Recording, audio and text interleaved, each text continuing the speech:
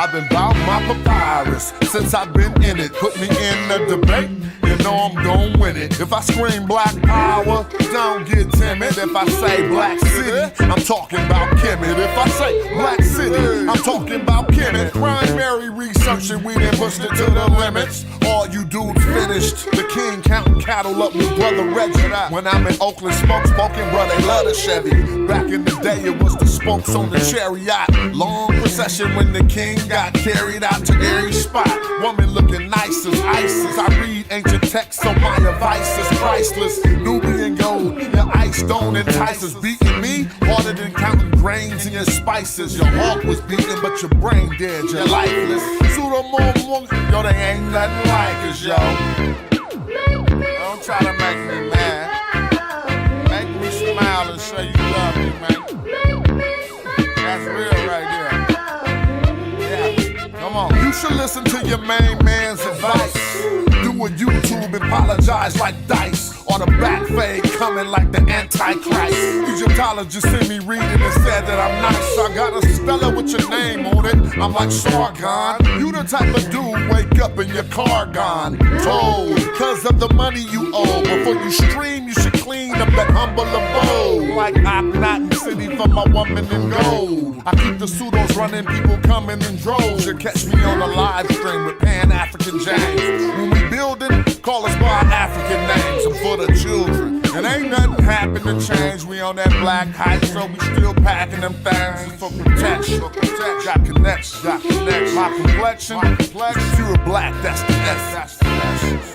Make me smile. You love me?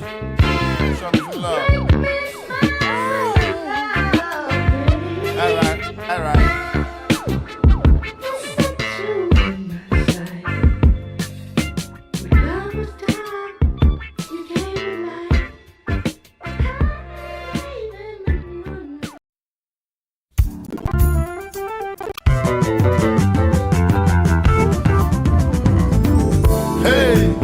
On top, all them little clowns and frauds, they won't stop. So I speak like I'm chic and the Diop when they tell us stop saying it's black. We not. I refuted your Egyptologist, she hot. I just hit her with some primary, she ain't got. She a PhD. Yeah, we know now. I made the PhD, take the video down. Met Panisu Neil. If you apply yourself, they can't see you. Used to be my main man till you got beat up. Having fights over Egypt. Fights over Egypt, huh? Fights over Egypt. Azar black, I said black. Horus black, don't say that to me. Azar black, I said black. Horus black, fights over Egypt. Black gods. Magi archers, we killed the black silk. It was all black when the pyramid built. Wanna learn like us, ain't a course for that. Timid mean black silk, it ain't a source for that. It ain't a source for that. Now they made that up. Nubian wig had a white braid that up. Garfield wanna know why I'm ahead of your player. When I was studying, you was selling credit repair. And when you wrote your little book, why wasn't the editor there? When I see you, I'ma say, Nick, come here. Stumbles and fumbles when bumping his guns, but he don't wanna rumble. The nigga got humbled and then he said, yeah. You can say that. You can say that. The experts say you can say that. You could call them black people, but I'm saying though, why would they say that? We magi archers too, and I be hella patient trying to walk with you. But now we just debating when I talk to you. I think cats just hating cause I brought the truth. Yep, you brought the truth. Kemet don't mean no black land, it's more like black city, cause of the black people in it. I hit up Egyptologists and make them admit it. And I keep receipts. You like Zahi Hawass, you need your ass beat. You a Darwin and charlatan doing all you can to stop what's black and marvelous. Mic check 1, 2. What's up, man? I'm about to get ready to get it popping. I'm just up. I was doing my study thing, but I ain't gonna really trip. We got elections tomorrow. It's going crazy. Put up something, a comment in the chat. What's up, Christoph? I see you. If y'all rail in, put up a comment in the chat. We're going to get started soon. Yeah, and I'ma work cause I ain't going out lazy, bruh. Thought he was conscious, but the homie just played me, bruh. The house of consciousness is going out crazy, bruh. They crazy, bruh. Alright, it's getting kinda dirty in these YouTube streets. The Amin Ra squad, God thinking you dudes weak. Islam or Judaism, where you learn what you dudes teach. The West African rappers slapping with that voodoo speech. All that sub-Saharan terror about a cuckoo feet. I'm like Norma, that agricultural farmer that grew you wheat for the storehouses. We feed the Hebrews and lead the people when we defeat the feeble. They wanna know polite rip me off, but Sonetta paid me my money though. That mean he 100. And I'ma work cause I ain't going out lazy, bruh. Thought he was conscious, but the homie just played me, bruh. The house of consciousness is going out crazy, bruh. They crazy, bruh. Nubian with the Jews, I rock the pinky. I think Jesus got to save me. A doctor save me, a Dr. Inky. I cop the copper jewels on blue and red. I'm not the chakra doctor y'all claim woke, but you in bed. You won't pop a chopper, you Grandmaster J. You just talking. Punks turn the other cheek and you will walk away. Y'all gon' have to pardon my Moorish. That's Taharka Bay. I'm on that black African power on my darkest day. And that's my brother Ankh stomping them other punks. We brought them gators to Italy, you loving the Moors. And now I'm teaching from my shrine like brother Jabari. Scope in the savannah cause I'm on another safari. Tasha K showed us Frank record.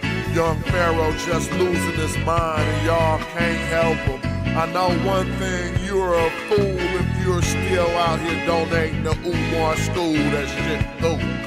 And I'ma work cause I ain't going out lazy, bruh. Thought he was conscious, but at home. Hyksos, for those of you who aren't, we're gonna get right into it. Who aren't familiar I just with up watching what I'm watching, doing what Hyksos I'm doing. is simply a Greek version of an Egyptian title. Hekahasut, listed on the slide here, meaning rulers of foreign lands. And these are Semitic people, or Asiatics, as the Egyptians tended to call them, kind of an old-timey translation of an Egyptian word, but you'll see it in some of the slides. So Asiatics, people coming from the area of southern Israel, Palestine, Jordan, Syria, that kind of thing. These people ruled the north of Egypt from their capital at Avaris, modern Tel El-Daba up here, between about 1650 to 1550. That's something we won't be dealing with today. Chronology, ever-changing and more boring to most people, most sane people. So we won't be talking about that today too much. At the same time though, so while the Hyksos are ruling up here, we have a native Egyptian dynasty ruling down here in Thebes. And eventually they're going to start a war to expel the Hyksos from Egypt. And despite all of this sort of very interesting setup, we actually know pretty little about the Hyksos themselves.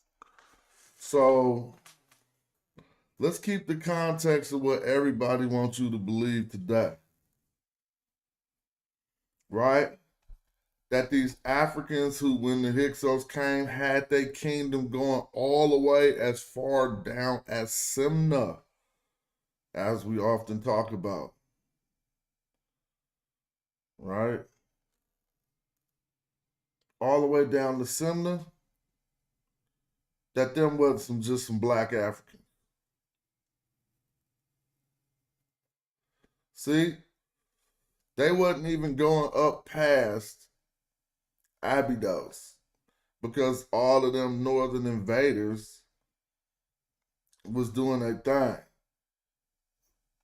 Every time we get into one of these periods, they go get some people from the south, come up north and put hands.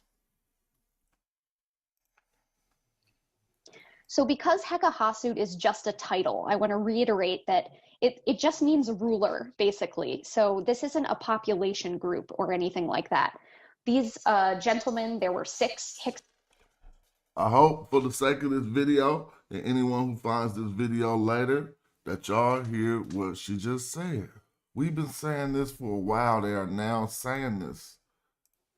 So because Hekahasut is just a title, I want to reiterate that It just means ruler, basically. So this isn't a population group or This isn't a population group. We got that down pat.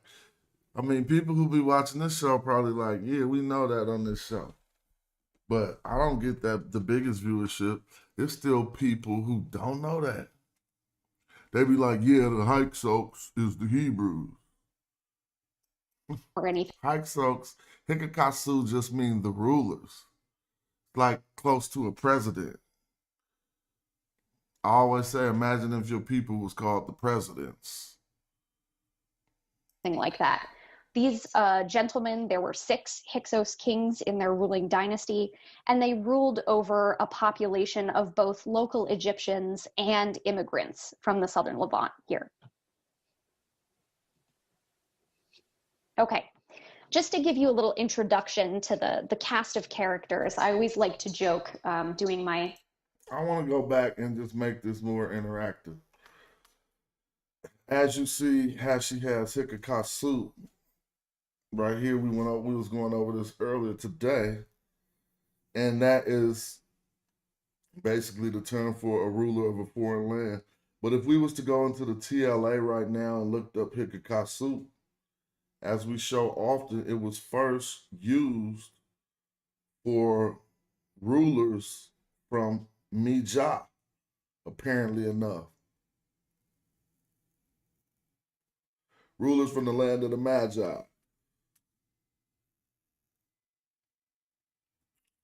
So that will give us an indication that some of the first Hyksos in history was actually some Nubians.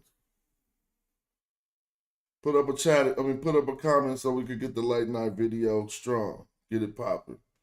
Y'all come in. Shout out to Indigenous and Christoph. I'll see y'all. And immigrants from the southern Levant here.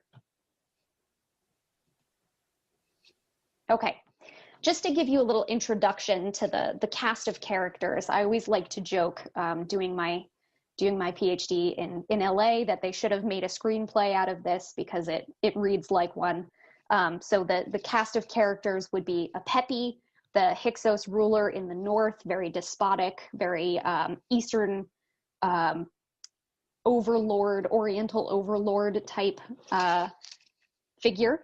And then in the south, the ruling Egyptian dynasty composed of Second Enreta, Kamos, and Amos, that heroic Egyptian family who battles for Egypt against the evil surrounding them on all fronts. So again, there's also an enemy dynasty happening down in Kerma in Sudan, which we won't have time to deal with today either. So Kamos, one of those Theban kings, made these records. Heroic Egyptian family who battles for Egypt against the evil surrounding them on all fronts. So again, there's also an enemy dynasty happening down in Kerma in Sudan. So this enemy dynasty she's talking about in Kerma or Sudan, she's talking about the Kushites. And it's fair to say that, right? Because inside these letters, as we'll see, these Hyksos rulers from the east came down and was trying to get around these Egyptians to get further south to try to get the kingdom of Kush to help them. And so the more the conflict heightens, the deeper they go into Africa for help. Which we won't have time to deal with today either. So Kamos, one of those Theban kings, made these records of the War of Reunification to expel the Hyksos. And in these Egyptian authored sources, the Hyksos are very much cast as the bad guys. They're considered to be a barbaric group from the east who violently invade and they cause chaos and destruction sort of wherever they go. And beyond that, their rule is very despotic, as I said, right? It's their rule is a burden. You will see lots of texts where they talk about the Hyksos extracting, an unfair amount of taxes that are really a heavy burden on the Egyptian population. And so they really set it up that the Thebans and Kamos in particular, the point of this war is to rescue Egypt, right? We also get a sense from the same text of extensive destruction and damage, not only that happened in the course of the Hyksos invasion into Egypt, but also in the course of the Theban attempts to expel the Hyksos from Egypt. So specifically here, we're looking at a quote that talks about extensive destructions at their capital city of Avaris. Excuse me. So destroying their towns and burning their homes to reddened, ruined heaps forever. So needless to say, you would think that we might be able to find some evidence of this level of destruction in the archaeological record.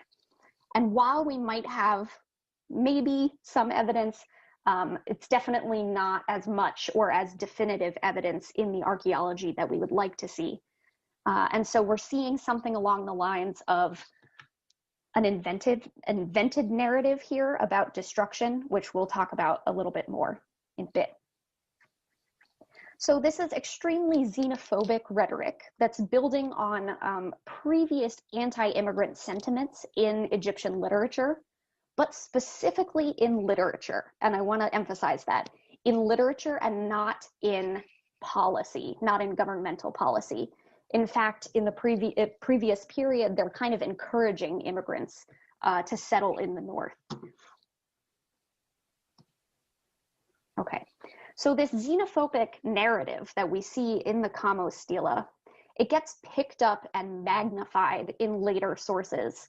So in this case, an Egyptian author writing under the Ptolemaic kings and preserved in an even later author, we get the sense that they are quite as despotic as you could want, as violent and barbaric an invader as you could ever hope. Shout out to Nano. Yeah, we've been having discussions about making GPTs. I made a module inside of another AI version. But yeah. Or really, so invaders of an obscure race, they come, they burn our cities ruthlessly, raze to the ground the temples of the gods, they take slaves, they murder people, all that kind of thing.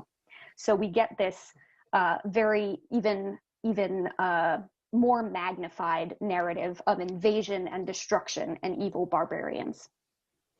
When I'm teaching my students about the Hyksos, I show them a picture of the Huns from the animated movie Mulan, just to give them a sense of the type of characters the Egyptian sources make the Hyksos out to be. Okay.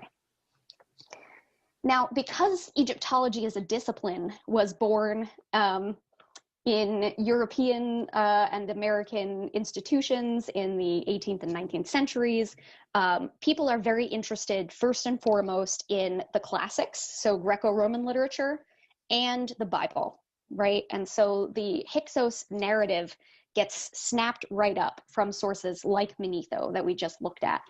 And that gets sort of reified in early scholarship in Egyptology, where the second intermediate period is traditionally looked at as a period of political fragmentation, but also economic crisis, recession and famine and plague, and then capped off, icing on the cake, invasion and despotic rule by the foreign horde, the Hyksos.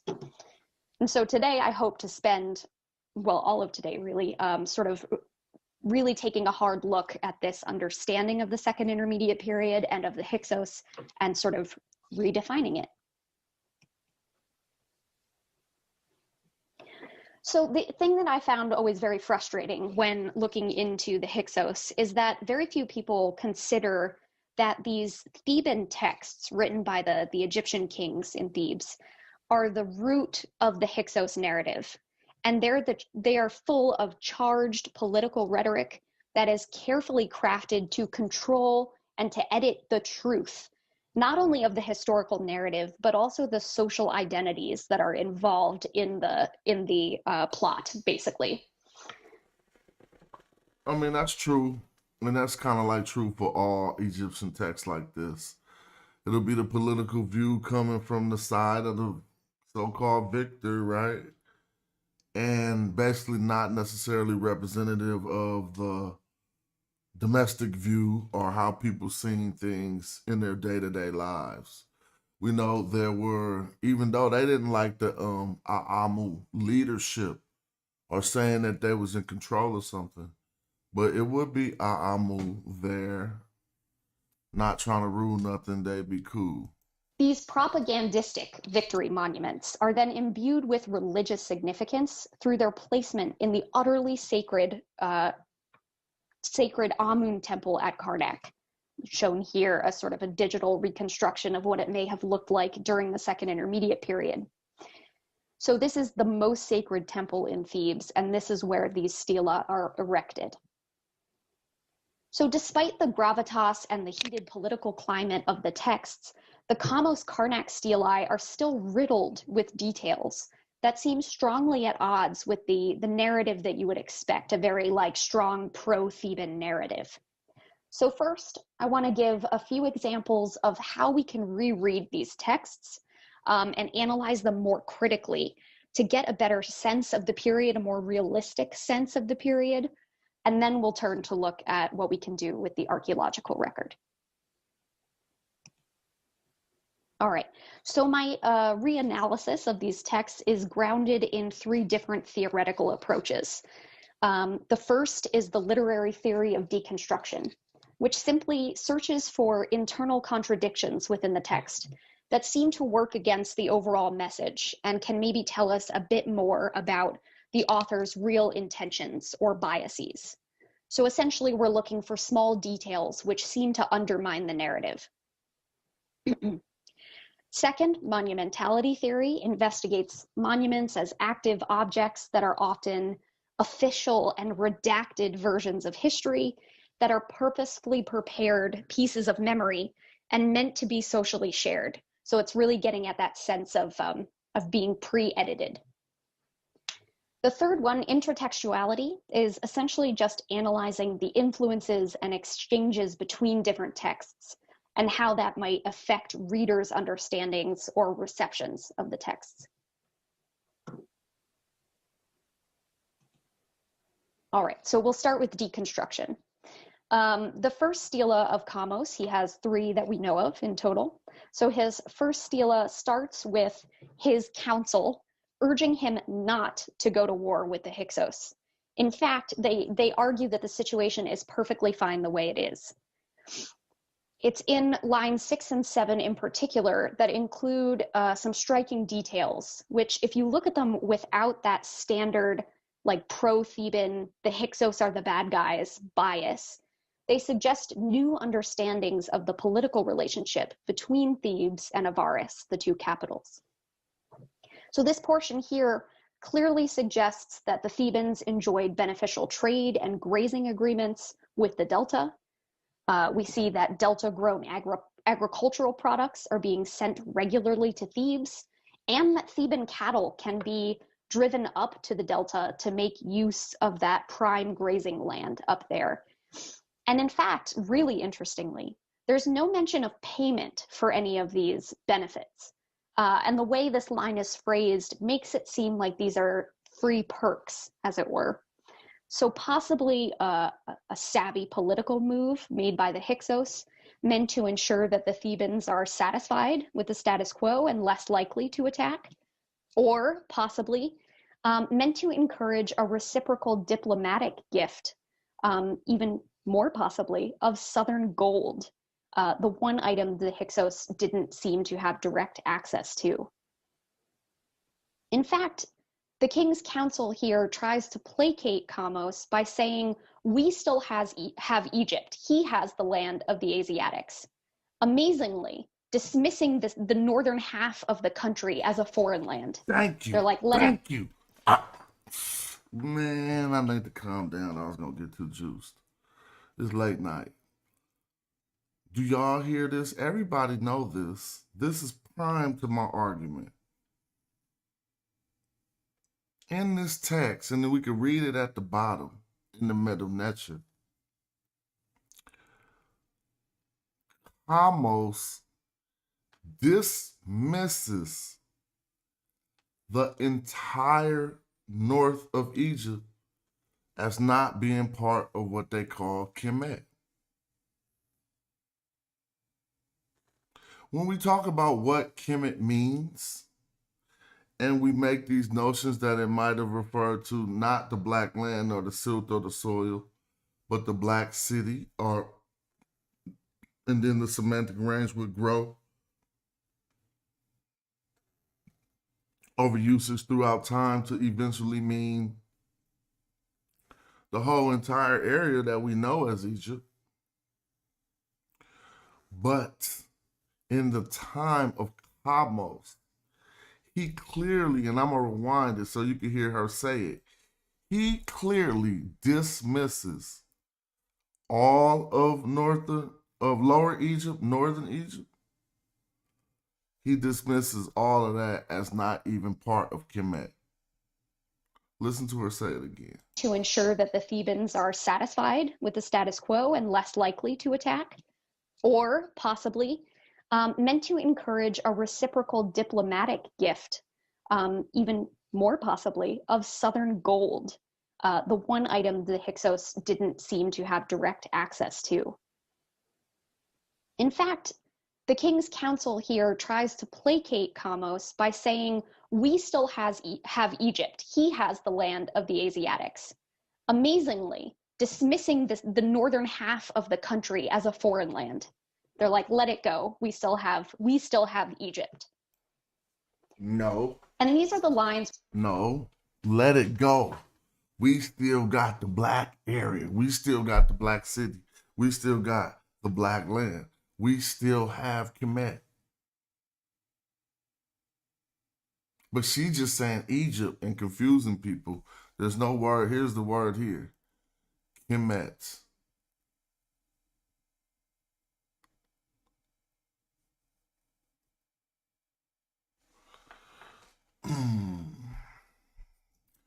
Here, so there's some of it is broken off here. But it's like, I mean, it's just hair, su, not hair. I would say hair, su, hair, ta, in Aamu. Tani Aamu, the land of the Amu. So this is a hair sensu. Hair sensu. Hair sensu, hair ta ni Aamu. You see the Aamu right here? And then the man with the stick on his head. The land, here go the land. Ni is a genitive or adjective. The land belonging to the Aamu. Right? Now it says to. But it says to in hair Kemet. Some might say ger Kemet. So to hold or to have or to seize. We can look that up real quick. Look. I'm going to look ger Kemet, and you're going to see how it looked the same way. So you'll see how this happens. It's a study, yo. It's not like being raw. It's just like, if you're willing to undertake the study, you can get to the bottom of it. So first I'm going to look up the ger Kemet, and you're going to see the difference. See how this ger look? But that's to be silent. But we're going to see. Now look at the shape of this top glyph with that. And all I'm doing is confusing it with this. Look. HR. Now watch this. We're going to see something looking just like the last one once I go through a few renditions. It's getting closer. I'm just clicking through the dictionary. I could probably go page by page, but basically I know what it is, but I'm just trying to show how anyone could come to those type of confusions. You could. I almost seen another one. Hold up. Well, I ain't gonna hold up the presentation for too much longer. I just want y'all to see stuff. And I'm seeing this, you know, it's like 400, I'm sorry, it's 400 renditions of here, in here. So, I'm gonna say, I'm trying to see if I can find another one.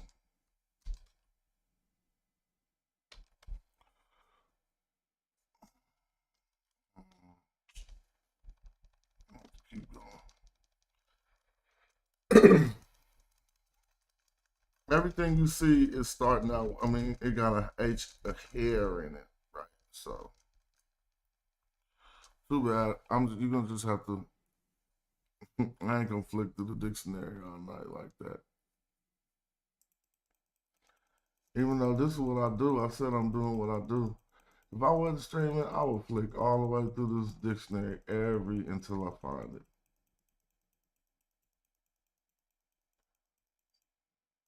Oh, there you go. So no, it wasn't. I mean, it looks like this H, but it ain't that H. Let me go back and look. No, yeah, it was this shape. You see that shape?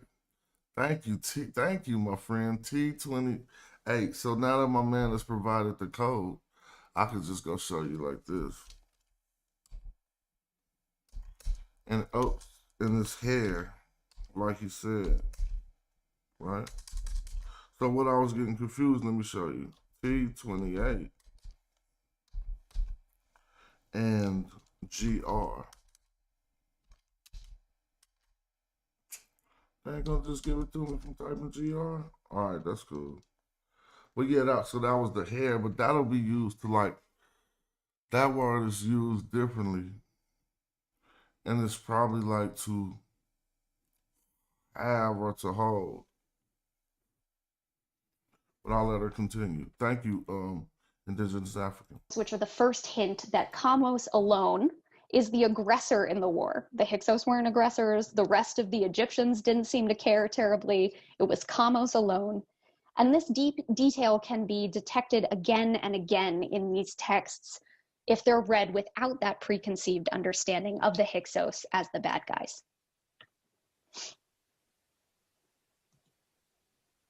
So a great detail to pursue in a deconstruction. See, that's what I'm saying.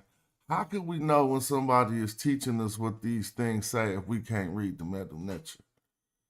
And if we can't qualify these ancient African stories?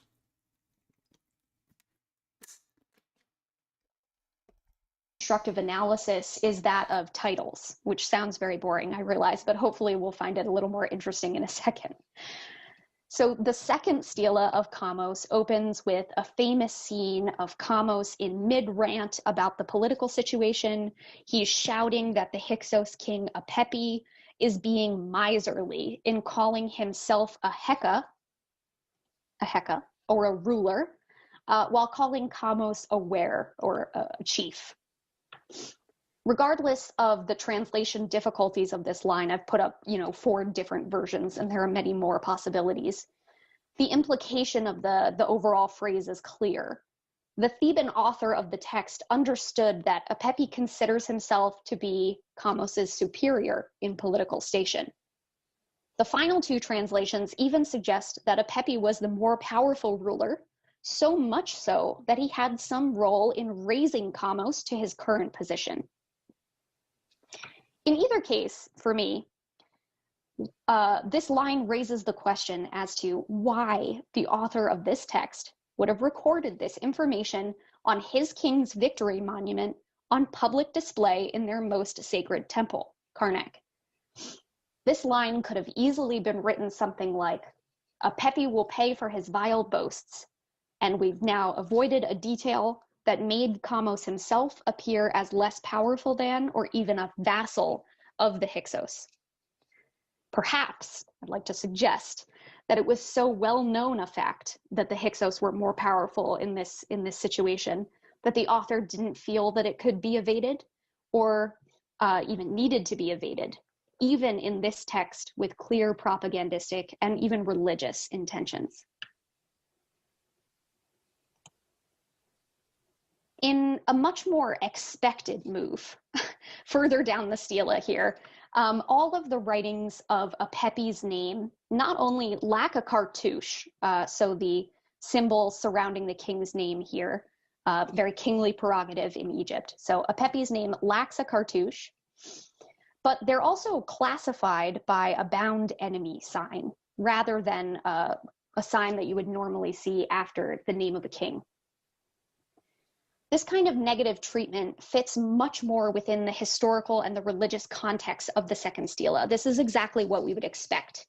We can still have the source name the enemy, but they invalidate any sense of their legitimacy, right? They just show him as a bound enemy. However, even in these instances, a Pepi still receives the Sara title before his name, a detail which not only provides him with legitimacy as a king, but also implicit divinity. He is himself the son of a god, as well as divine backing. Again, a super interesting choice for such a propagandistic monument. Okay, let's take a minute and look at intertextual exchange. And this kind of goes hand in hand with monumentality as well. And I believe it's this combo that's actually providing the key to understanding where all of these negative details about the Hyksos, especially that destruction narrative, where that information is coming from. So an investigation of intertext suggests that those Kamos stela were shaped by both earlier Egyptian scribal literature and monuments that were physically on the Theban landscape and that Theban scribes could have gone and looked at. From Middle Kingdom wisdom literature, like the prophecies of Nefertiti, for example, we get the idea of a violent incursion of people from Southwest Asia, modern Israel, southern Levant, and their unwelcome settlement within Egypt, possibly explaining, perhaps, why there's no archaeological evidence of a Hyksos invasion, right? Because it's adapted instead from earlier texts. From Theban tombs, like local tomb autobiographies, as well as local Theban temples, come not just the use of a similarly aggressive, bombastic language that is used in the Kamos texts, but also the theme of a Theban king being victorious in reunifying Egypt. The last one drawn particularly from the temple of Mentuhotep II at Deir el-Bahri. He is a Theban king who reunifies Egypt after the first intermediate. I'm going to pull up this text. And when we go over the text, the concept of reunifying Egypt, I guess I got to write something on that. Because the more we investigate and the more we look over primary text, this concept, yes, the unification is a big thing, but they keep putting it on Egypt. And they were unifying two distinct entities to them, two distinct lands. That's why they called them the two lands. It wasn't just more like the North and the South. It was like two places being united. And so if we could ever find a unification of Kemet, we probably won't find that. We'll find Stamatawi, the uniting of the two lands, right? One land, Tamehu, the other land, Tashama'u. Nothing even about Kemet comes into that. So, and Kemet was translated to Egypt. Now they might say Tameri, right, which would be the whole entire of the land, the beloved land, the cultivatable land, however you wanted to translate that. But as she pointed out earlier, Kemet seems to indicate a particular region, and not only in as late as this time period, but all the way up from the inception of the term until about this time period, a little bit further on. Immediate period. And not only that, seems to have come into conflict and conquered some groups from Southwest Asia, which we can tell by the skin color here. When the identity of the author or authors of the Kamos-Karnak texts is considered, creative borrowing from these two bodies of texts, remember the Middle Kingdom literature and Theban monuments, makes perfect sense. So any scribe composing the Kamos texts would be able to show off their training and their erudition through these intertextual references to earlier compositions. In fact, it may have been an attempt to demonstrate the depth of their knowledge despite their arguably provincial context.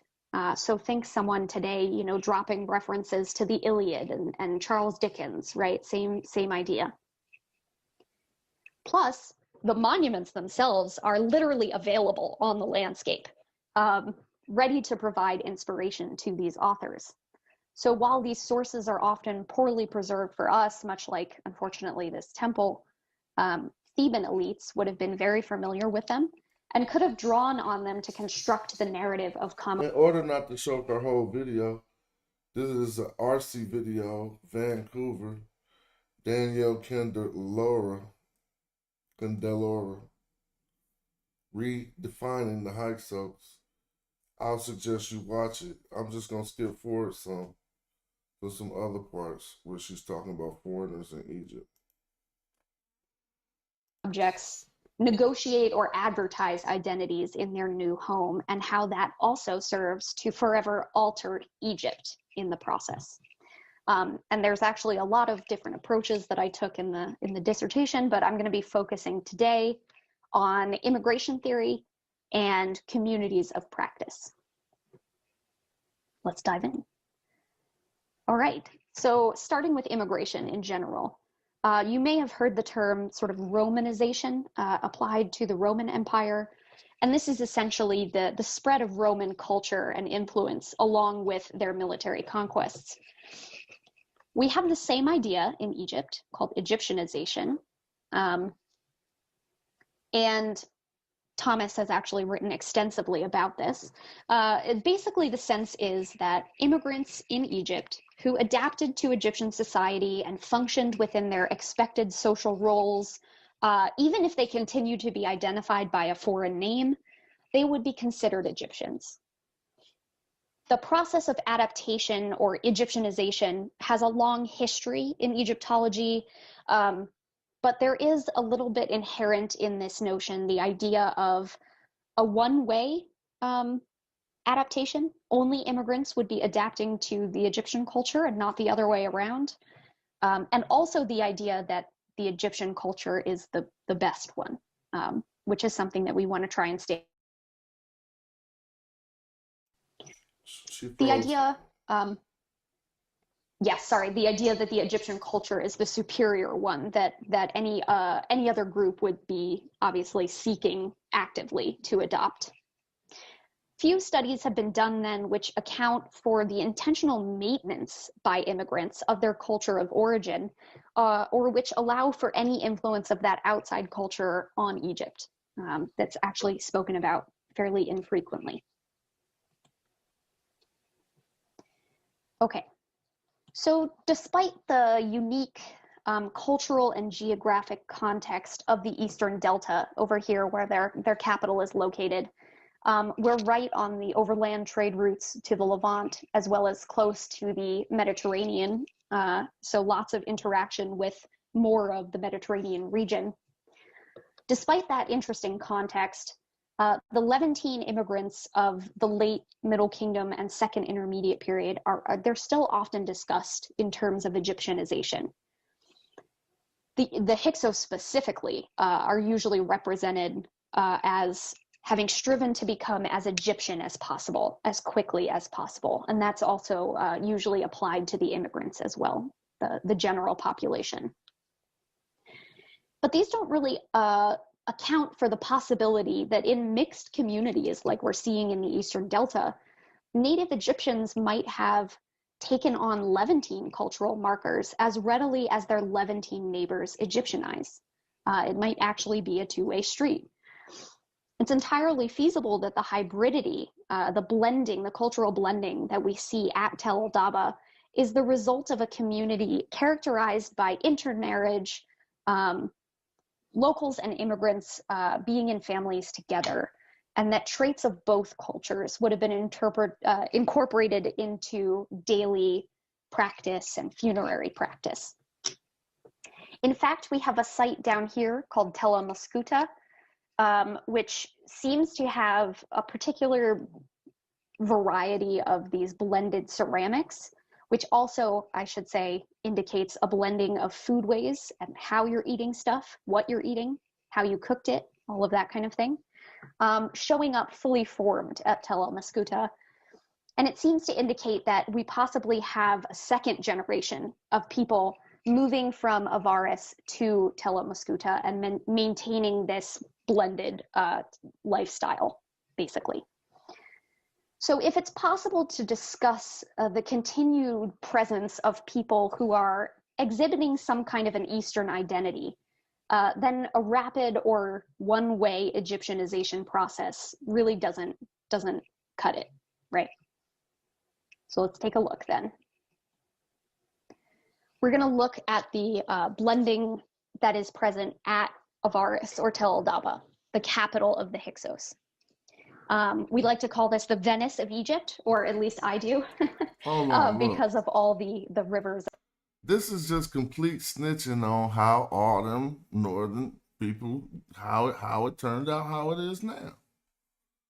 People be trying to act like they don't know about this. All these people coming in that the original Egyptians was like, man, we going back to the south. And the waterways. It's a challenge to excavate, though, and preservation is certainly quite poor because of how high the water table is. But this is the site where we really start to see lots of foreign influence coming in from the Levant and the Near East, starting around 1800 BCE and continuing through the rule of the Hyksos. So both the quantity and the persistence of these immigrant cultural markers strongly shows that these immigrants did not snap their fingers and suddenly become Egyptian, nor was that their only goal in life. Okay, so when we zoom in on the citadel area, as it's called, excuse me, you can see a really massive outer fortification wall. It's 8.5 meters thick. And the fortification styles here are built more in the style of fortifications that are showing up in Israel at the time, Israel and Syria, rather than the fortification style that you might see in Egypt. We also get immigrant burials. Here, a donkey burial. In this case, we have the burial of an individual on his side, very un-Egyptian. Egyptians usually buried, in mummy position. So in this case, on his side with his knees bent, also a very Levantine thing to do, with several sacrificed donkeys buried in front of his tomb. Excuse me. And lots. All right, it's time to help her out a little bit. She's doing good though, and I wanted y'all to see that. Now I want y'all to see, but we'll go to the TLA, right? So I'm gonna backtrack a bit, and we'll just learn a few things, and you can take it however it comes to you. So I'm gonna go all the way back. In the TLA, I came here and entered the manual decodage, or the Gardner Code transliteration for the word for Asiatics, what they would call people entering from the East, right? If you come and try to do this, it's probably going to be clicked on Unicode. So you should just click manual decodage, then click search. Now, here's something that you're going to notice. You might not notice it, but I want to point it out to you. There is a term, a'am, which is the actual throwing stick, right? So I'm gonna try to qualify that with the let me see what happened when I put this in so we can see it. I'm gonna see if I can type. Nope. Hold on. No, they're not gonna give it. I might just put one. See if they give me a throw. No, they're not gonna give me a throw stick from that. But nevertheless, the name for the throw stick as they're showing us is A'am. If we come down to the second use, it says a boomerang or a throw stick, a stick. When we come down to the second term, we see the word for Asiatics, A'am, with the throw stick as the determinative for the word. Now, if you see an ancient Egyptian in a text holding a throw stick, throwing it at something like, he's probably in a hunting scene. And so he would be holding a a'am in that instance, right? But the throw stick in the hieroglyphs represents a foreigner.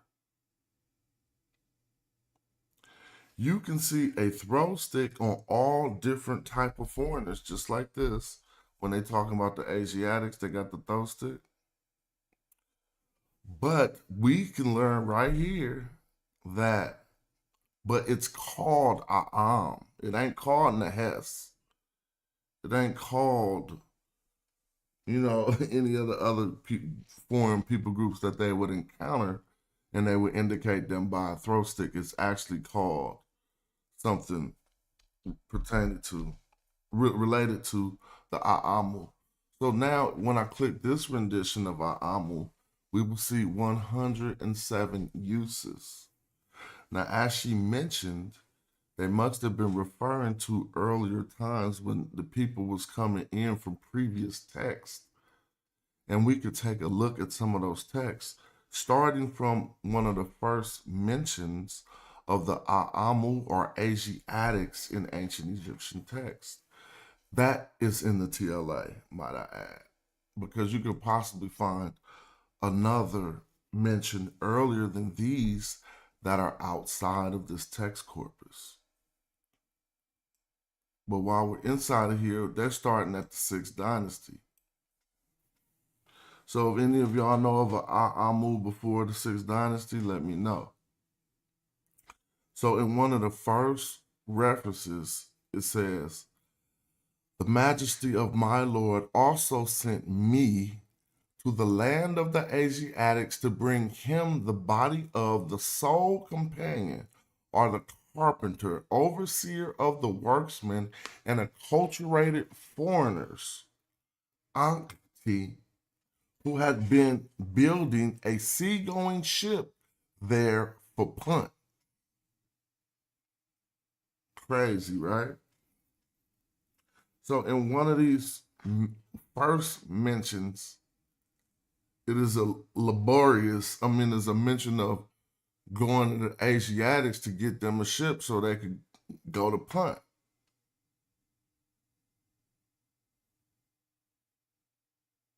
But he is not addressed like a noodle. You see this A'amu here, Kasat, land of the foreign. So if we could see the middle there, it'd be cool, but they're not showing it. This Kasat here, we get in the foreign lands, 2 in the direction of my Lord, 2, I could go all the way back. I'm just starting from right here. 2 foreign lands belonging to the A'amu, right? 2 fetch or bring to him, which is a dative, to him, Samir, a friend, Wati, the sole friend. So this is the sole companion. This is how did he get up there? We'll talk about it, because this is a guy with a position in the Egyptian officialdom. Now it says, I don't know what this is. MDH. This must be the word carpenter. If we click this, it's going to say carpenter. The reason why I know is because the word Zimmerman must be a carpenter. That's a carpenter. It just says Zimmerman, but I know that's a carpenter. The reason why I know it is because I don't know why they only showing me that one language though. If I put what does Zimmerman mean, it's gonna say carpenter.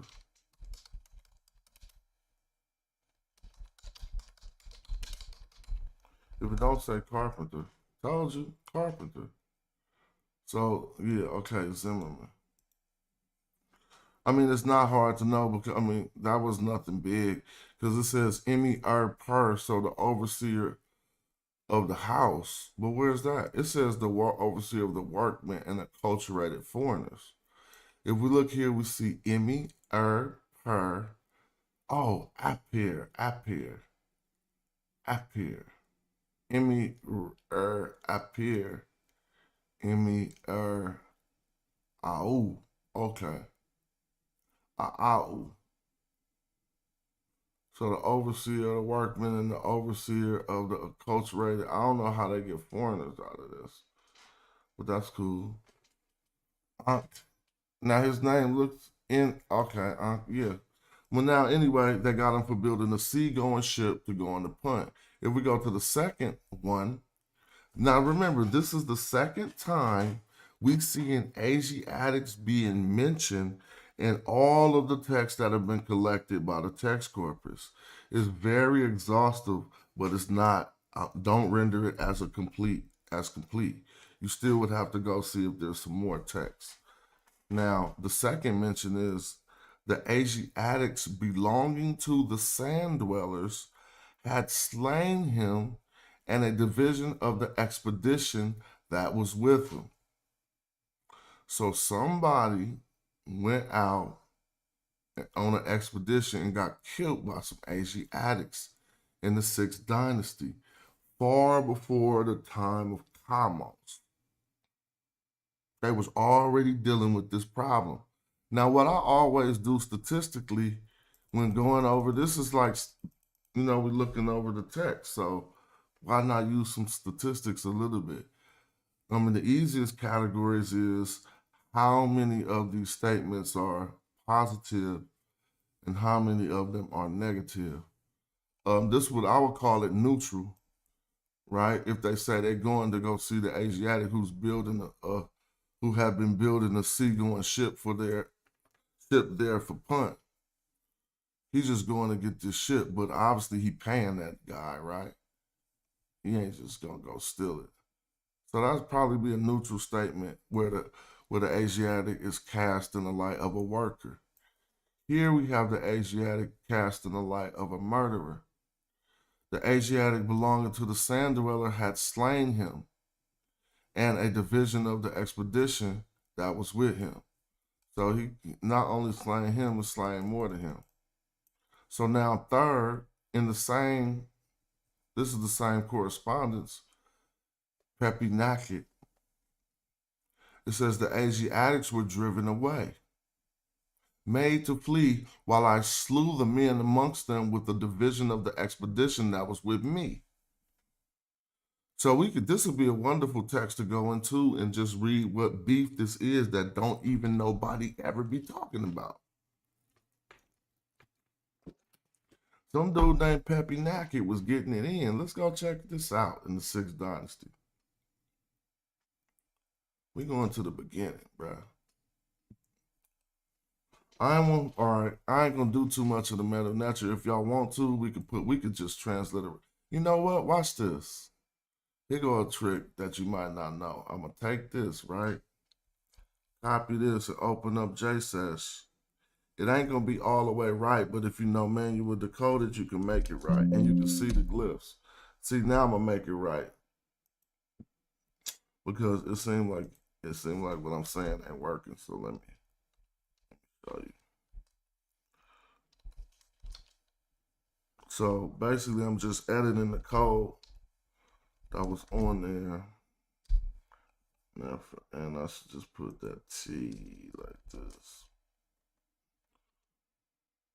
over a T with a hyphen. I'm just using that code and putting simple manual decoded signs in between it, and maybe it's gonna pop up. It's gonna start to pop up. Well, let me see. This H got to take that H out. And if it won't, I'm just gonna keep going. You see how it's starting? Well, it's starting to pop up, but you could kind of see the glyphs that once you get the code right, let me get it right, you will be able to see the glyphs that they was putting in there. But I don't want to mess that up. That's for another instruction. It basically says, Anuk Jed Neferet Wahim Mer. Anuk means I am. Jed is to speak or to say. Neferet is good things. So, but it is in the participle, so it's that which is good. Again, and then as you wish. I am one who speaks what is good, repeats what is desired. These are your desires, right? Now they said what is desired, and later we're going to be checking the grammar of that. What is desired is ongoing, right? Nope, because it says this. I guess so. I don't know, but I'm not going to get caught up with that right now. I never spoke any evil to any potent about a man. All right. Because I wish to be well with the great God. So this is what the Africans was saying. See, they don't want me calling Egyptian text African. What's the matter with them? And I feel like we should take a little bit of time, since it's one of the oldest texts. We could see what they were saying. We could see how they was getting down. Because Hollywood made you think they was just jumping in the bushes. Because literally, after I wished to be well with the great God, I had given bread to the hungry and clothed the naked. So once he wanted to get good with the great nature, it's a fact that he had given bread to and beer, to the hungry. I'm sorry, bread to the hungry. Right? This ain't the hungry. Here is to eat. Hunger. See, I'll be looking at that as hunger. HQR is hunger. Just turn the Q around, make a G. But no, that's not linguistics. It's simple ways I remember things. So when you see HQR, you're going to remember it's hunger. But maybe that won't work for you. Now, again, we're reading the text of somebody who's complained just as strongly as Kamos did. But this is happening in the 6th dynasty. Complaints about these Asiatics coming in. Watch this. I never judged a brother of 2 brothers, nor a son deprived of his father property. I am the beloved one of his father, praised of the mother, one whom his siblings love. If you want to see any of the words in the Medu Neter, now look. It says, the majesty of my Lord sent me to devastate the river banks of Lower Nubia and Uruk. So right now, don't say he's just going one way. Don't even think that's tripping. If y'all want to go through that, it pretty much will possibly say that, because that's not no big deal. What I'm thinking about is what word they use for devastate. So this is His Majesty sent me. His Majesty to me, my Lord. Is this devastate? Yep, to destroy, to diminish, to hack up, or to diminish. All right, the riverbanks of Wawat and Urthet. These are 2 separate locations in the south. Let's see what he wound up saying. I acted as my Lord to the satisfaction and the praise of my Lord, after having slain a large number of them, including the ruler's children. So there was some ruler in Wawat who got murked by dude's accounts, and excellent troop commanders. So he killed his children and the excellent troop. I brought a large number of them to the residence as prisoners. Now see, right here, this is the term we was looking for the other day. We want to say, when you see this term in front of this determinative, that's when you can say that that's a captive or a prisoner.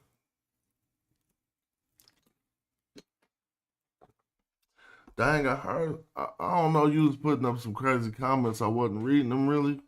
But when you said long live Buckshot, let's hope he pulls through. I heard something on Doggy Diamonds that something bad happened, but did he get beat up that bad? Oh, that is so horrible, dog. I hope it ain't like that, man. I ain't even about to think. I'm about to keep studying, see? But I wish him well. While I was persistent in my strength at heart at the head of many mighty troops, my Lord trusted me in every mission on which he sent me. The majesty of my Lord also sent me to pacify these foreign lands. So what's foreign lands? Pacify, to make peace in foreign lands. What foreign lands is these? These, just a demonstrative. I acted in all things according to the full satisfaction or praise of my Lord. I brought the two rulers of these foreign lands of the residents with offerings, live oxen, short haired cattle. It says, them were useful for the residents as well as the rulers' children and two troop commanders which were with them. I acted as the great ones. It says, I acted as the great ones of Upper Egypt usually do because of my vigilance in doing what my Lord desires. So he's still talking about his southward aggressions because he still said the ruler's children and two troop commanders. Let me see. The majesty of my Lord also sent me to the, now he's talking about his northward aggressions. The majesty of my Lord also sent me to the land of the Asiatic to bring him the body of the sole companion, carpenter, overseer. Hold on. At this point, he's not talking about northward aggressions. He's still just going to get the boat, right? Who had been building the boat. The Asiatics belonging to the sand dwellers had slain him. Oh, so that's who got killed. So the dude who was building the boat got slain. The Asiatics belonging to the sand dwellers had slain him and the division of the expedition that was with him. Those two parts are lost. The Asiatics were driven away, literally made to flee. Then I slew the man amongst them with the division of the expedition that was with me. The seal of the king of Upper and Lower Egypt, the sole companion, elected priest, overseer of the acculturated foreigners, he who instills, literally puts the fear of horrors in the foreign lands, Pepinakht, the beautiful name is Hyksos. Okay, so now I'm gonna do more research on Pepinakht. He must have been somebody general or something. And he went both directions. So I started off this with the focus on looking up Asiatics, but I always don't end with that. We would also look at the Chihinu and the Nubians, how they address these people. But since we were starting off dealing with the Hyksos, we'll see any byproduct of that, meaning that if he's going other directions as we go over these texts. We'll just read what they say. The secretary ordered the scribe Anu to give there what is with the agent of the secretary. Now we could probably pull out a better translation from that. That which is, that which is with the agent. Okay. There, what is with the Asian? This is going to say what is or that which is. Watch. See, that which is. See? So, if you go back, this say that which is with. Henna means with. See, together with. So it really say to bring back, to give there. That was, I'll just say, that which is with the Asian to the Asian of. No, this is a dative. See, He's supposed to give there one will give that which is with the Asian to, this is a dative, to Eri Mijat, the secretary. So give the stuff that's with the Asian to the secretary. They didn't translate that right. And learning this grammar is, ooh, I'm getting better. Telling y'all it's gonna be on. All right, because I gotta write for this journal. I can't just be sloppy copy. I gotta dot the I's and cross the T's. I punish for him Asiatics in their foreign land. Now I'm just giving you an assessment of how they mentioned Asiatics in particular texts before the Hyksos quote unquote fight with Kamos. But I'm not asking you to use this in Juka petition or any ode to them treating the Asiatics harsher than the Nubians. When I show you that, and when I do that research, it'll be definitive too. You'll see that. But I will be forced to show you all of the Nubian attestations as well. If I click in this, he probably punished some people from the south as well. But this is a biography from Thebes, in what we would literally call right above Egyptian Nubia.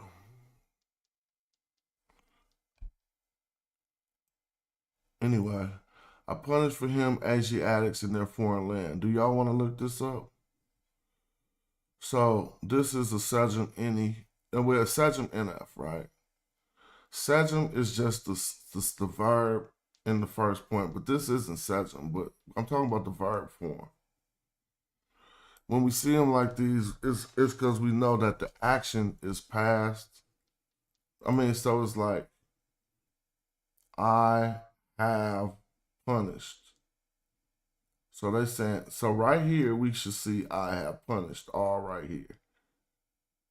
Why? Because you might see a Sejm NF with just an N under it that don't, you see this I is supposed to be a man here. It's in parentheses. They don't always put the I.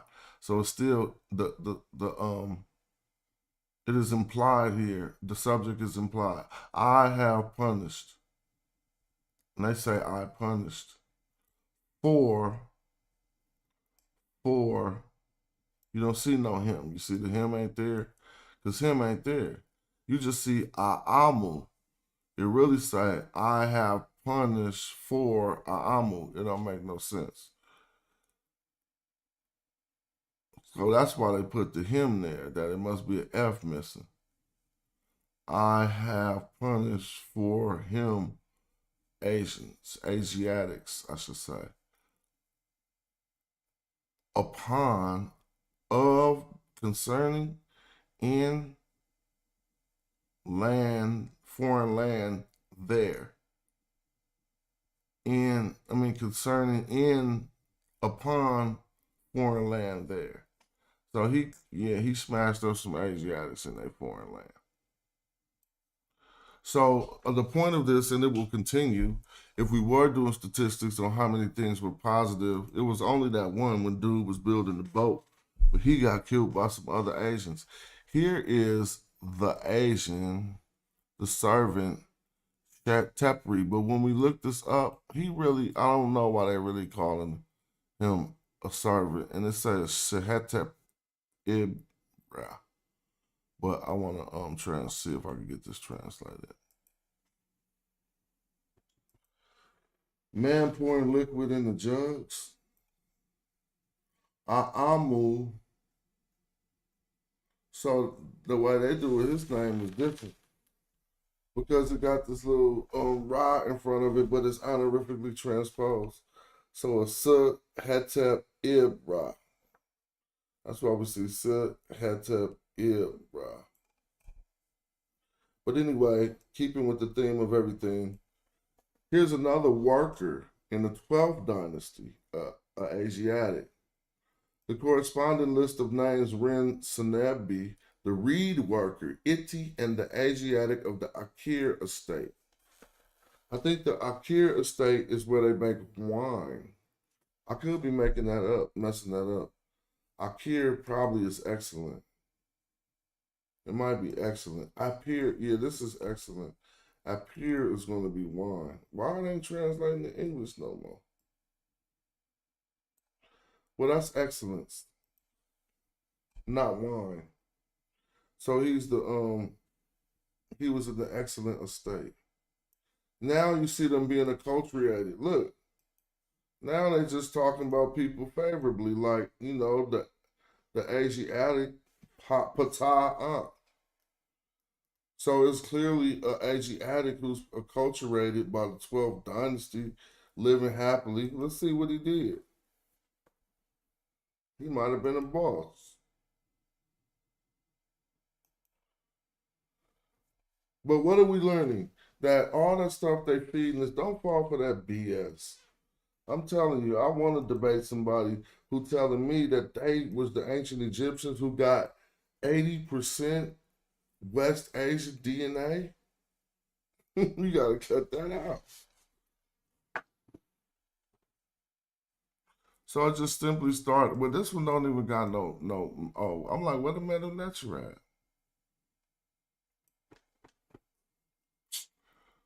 I don't even like their translation. It start with a sacrifice given by the king and Osiris, Lord of Busiris, the great god, Lord of Aphrodite. They're translating Hotep as a sacrifice very well, but it's the type of sacrifice that you're going to give up something that you got. It ain't like a sacrifice of a lamb or something. This is just Hotep D Nisu Waser Neb Jedu. What Neder Neb, what? Oh, don't mess that up. Neb Mir? No. What they got over here? They say Neb Jedu, so they didn't even put nothing for that. Oh, they just went Abydos. No. Look at that transliteration. They got two Nebs. Neb Jedu, Neb Abu. This threw me off, this Abu. But we was just looking at that the other day. I'm tripping. Give a funeral offering of bread, beer, cattle, fowl, oxen. We're going to see what this dude did. His son E.E. justified as the one who revives the name. His father, the ruler of the temple, Henu, was justified, the mistress of the house. So they justified now. They Ma'akaru. They are inside of the Egyptian tradition. His sister Hetepi was justified, the mistress of the house. Sebek Hetep is justified.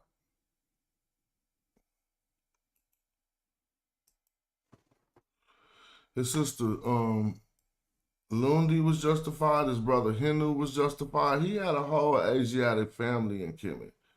I don't know if they was all Asiatic, but the cabin chief and the director of the works, and I'm just reading from here, Shehetep Ib, right? I'm the mistress of the house, Jed U.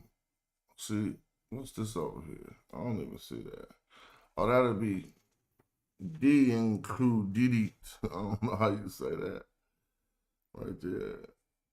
So they said Jed Taum Ket. Yeah, they just went in on that. The bow bearer. So he was an Asiatic bowman. Aha.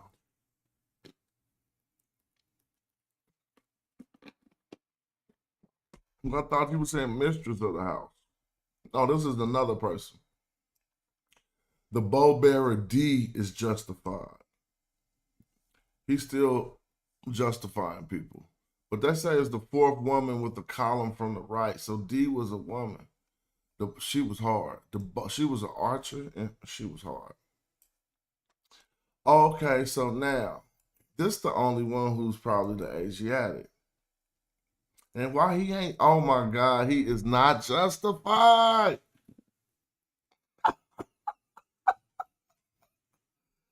Am I making this up? Let's go back up, dog. Why ain't he justified? See, is he still alive or something? So this justification is coming from, let me show you what we see over here, Ma'akaru. But one is justified that is deceased. They lived a righteous life and they earned that. They got Ma'akaru. I'm going to stop saying the Egyptians. I'm going to start saying the Africans. This was the fun of it. The Africans would say Ma'akaru. Right? To say that one was justified upon being deceased. So now it went to the cabin chief and the director of the work, Senebi. No, M. Nebet.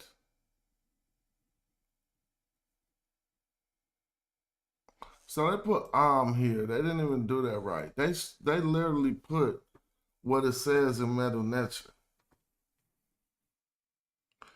And they got M, if you notice it, they got this that's just, they got the phonetic complement after this So they got I see two M's.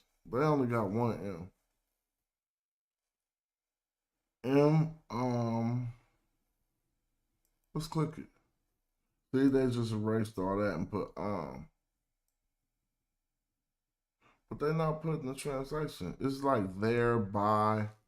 I would like y'all to see it. But this might be an Emmy or something. This don't make no sense being Anyway, I'm getting caught up. This guy was simply just another person in the list of Asiatics, but he did gain some status because, to be fair, this is possibly written inside of a tomb, and they don't be writing people in tombs that was like an enemy. So we could say as early as the 12th dynasty and possibly even earlier, we could find textual attestations to the Easterners' acculturation to Egypt. But now watch how funny this gets. Because this the 12th dynasty, another text, and he about to start, look. I cried out a victory on his back while every Asiatic roared. Well, this is a story where an ancient Egyptian went and lived in Syria as an Asiatic and came back. For the Asians should not bury you. See, they didn't want him to get buried amongst the Aamu. Come on, dog. You'll never hear them say nothing like you should not get buried amongst the Cushites. They be going down there to get buried. The Asiatics should not bury you. I'm not going to keep on this for too long, but we could clearly see once we came to the text, there is plenty attestations before Kamos. As the scholar said, they might have been referring back to the old sentiment in previous texts of how they viewed the Asiatics. Read this sentence. His Majesty said to the king's wife, look, Seneway has come back as an Asiatic, as a creature of the Bedouins. And last time I showed you this, if you click into the text, they're going to start crying in the next sentence. The kids start crying because he looked like an Asiatic. Here go where some Asiatic has stole somebody's honey. You can't make all this up. I discovered that this Asian had drunk it, and he had said it to the servant me and replied, behold, it was the sweetness. That is what seduced me to do it. He was like, man, I had to drink that honey, man. Here we see the slaughterhouse consists of the sacrificial cattle of the Asiatics. All right, I could end it at that one. Besides, we see a Nubian and an Asiatic burning here. Whatever that would mean. I didn't want to leave that out. Clearly, there was enough sentiment going in all negative sentiment going in all directions, that we would call it the political view, where Egypt wanted to just seem like they had everybody in check. If we did the same thing with Nehesi, it'll be different. I mean, it will be different. But we'll see similarities too. the political view showing that they had some beef with the South. But we'll be able to notice things as we go over texts that mention what they call Nubians. Now it's weird here because as the TLA gets smarter, they clearly parsed. Let me show y'all what they did in the dictionary.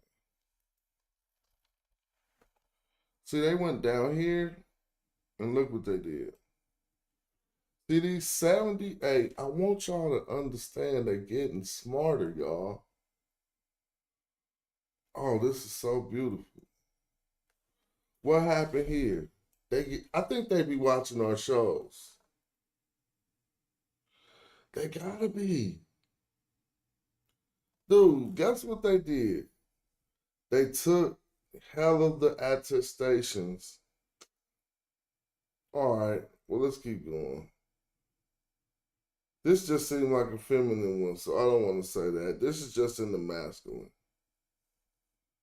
This is just in the masculine. Nevertheless, they keep Southerner at the root of the definition for Nehesi.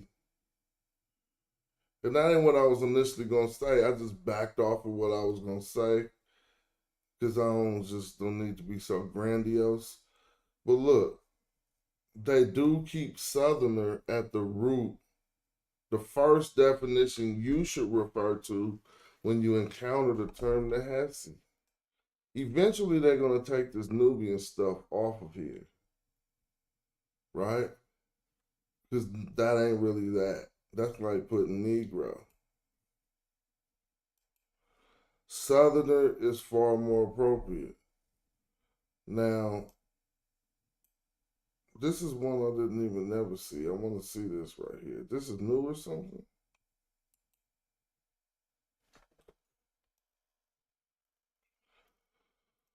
All right, let's look at this real quick.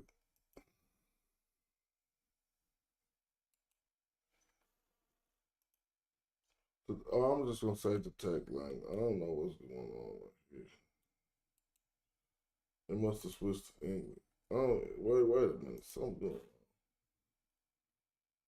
Page is not detecting language. That's German, bro. They can't tell.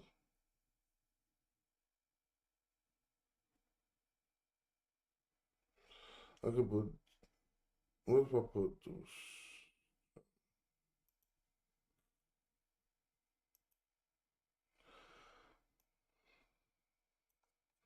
So this is a domain, the Ka M Neferet. This is the Nubian of that in the 5th dynasty.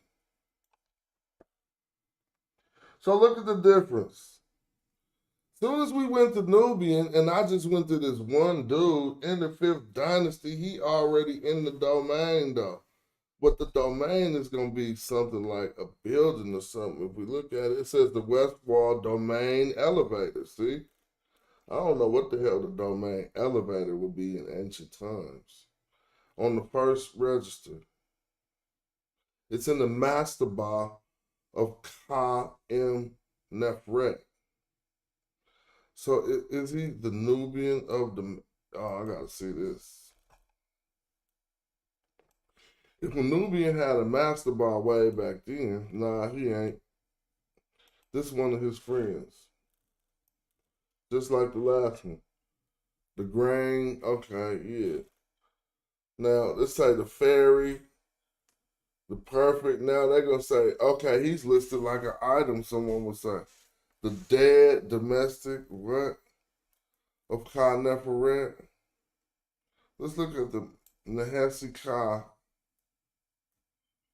and Neferet. The Nubians, that's just solo. I don't know if that's an entity or what. The dead domestic of Ka Neferet. The supper, the dead. I don't know what they're talking about.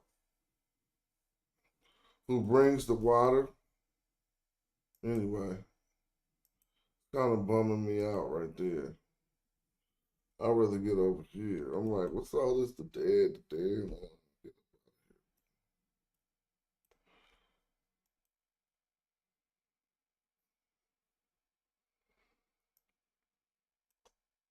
All right, so this is the first attestation during the time of Pharaoh Jared.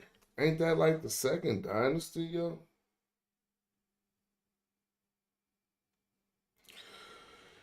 If you look at the glyphs, it says two reading variations of this sentence. Let me see. Yeah, that's more like it.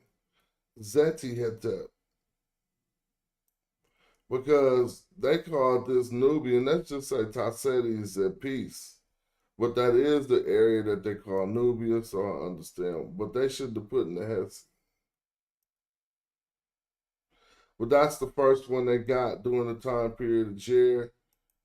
Now we're gonna have one where it say 17. Look, here go another one. The Nubian has come.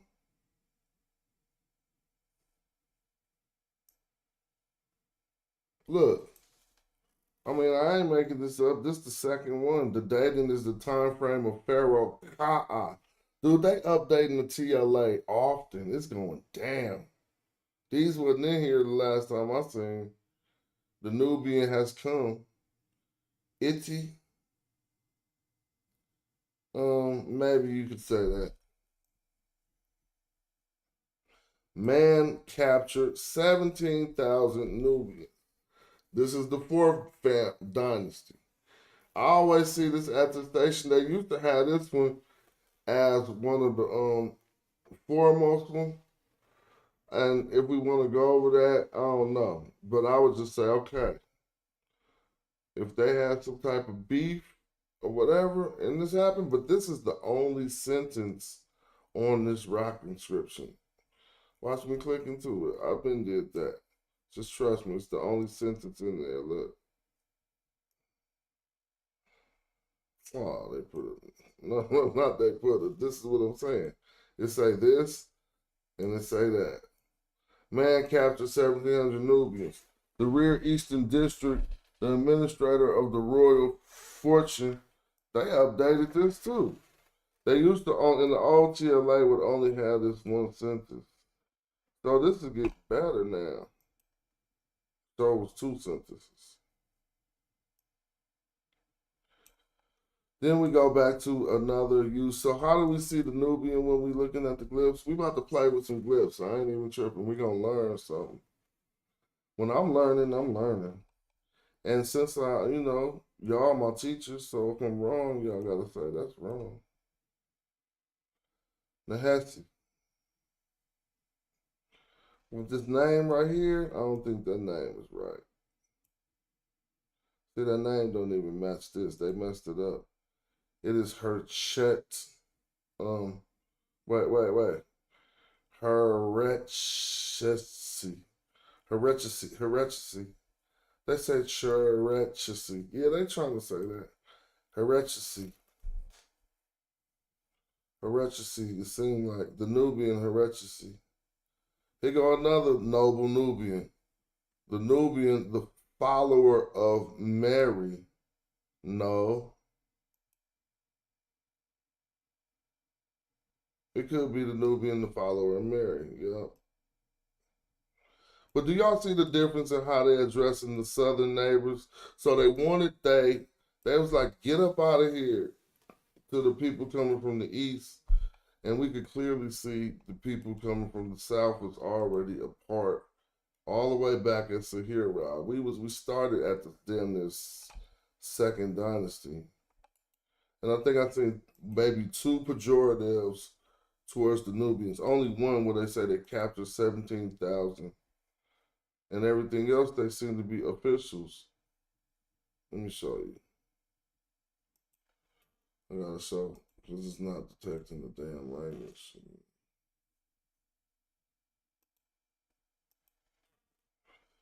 The Nubian, he's the sealer. You see that? And this is I keep saying officialdom. Give me a better word. I only got that from, I keep telling people to read J.J. Shirley. And nobody gonna ever read it. So let me put it in y'all face. S-H-I-R. J.J. Shirley, the culture of the officialdom. Let me see. The culture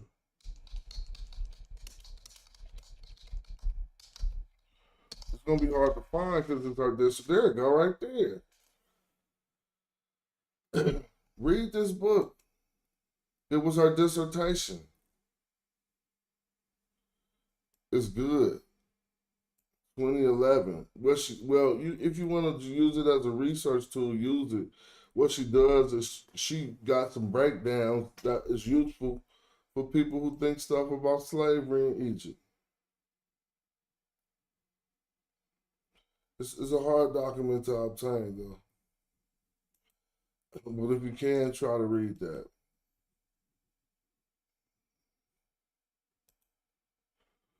So he's the sealer.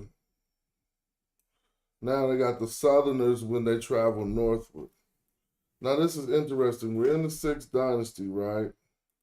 But you remember that other dude just went and killed some Nubians. His name was Ptah. What was his name? Pepinakht.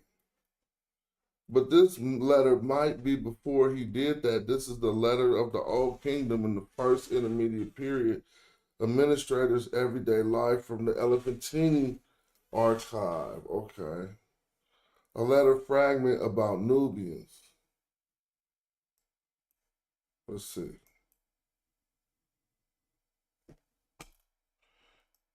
Then I set sail for the tropics of the download. Let me see. The Southerners, as they travel northward, something is destroyed. They bring the bull to me. Evil doing planning of the heart is it in the manner of this? Oh, this ain't making no sense. In which I live because of let know this, that. Oh, this is just a two fractured. But the Southerners, when they travel northward to the palace of the residence of the officials, but you do not send me a copy of the letter from, it's just all broken up.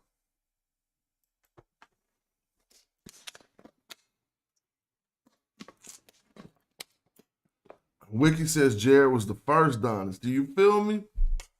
In the first dynasty, they talking about the Nubians already royal in their tomb.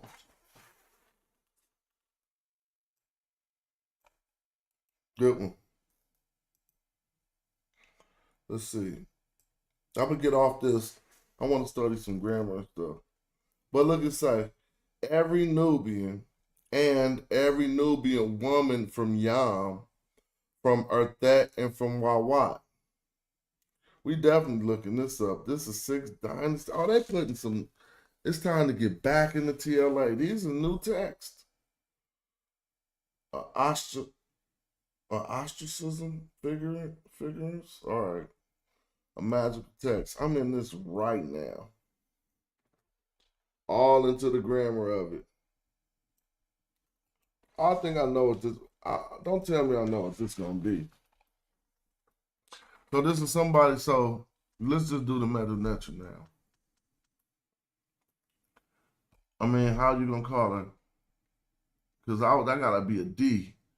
Medechneti.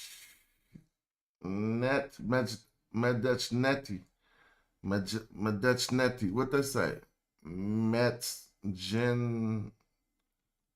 Nah, they didn't do that right.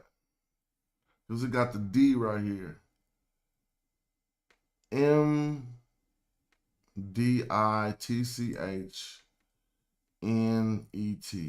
So why?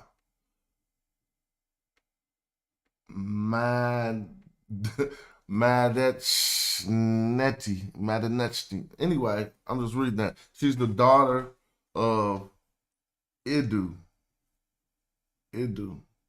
right? And you see the English right there.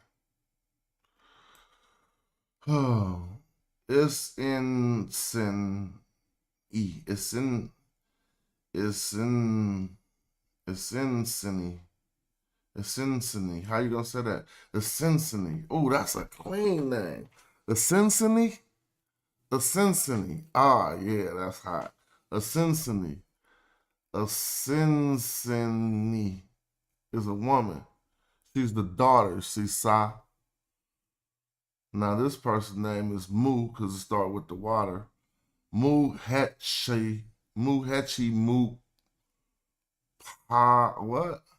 Mupanes, I don't know. I can try to break her name down. Muhetchni Mutpanes.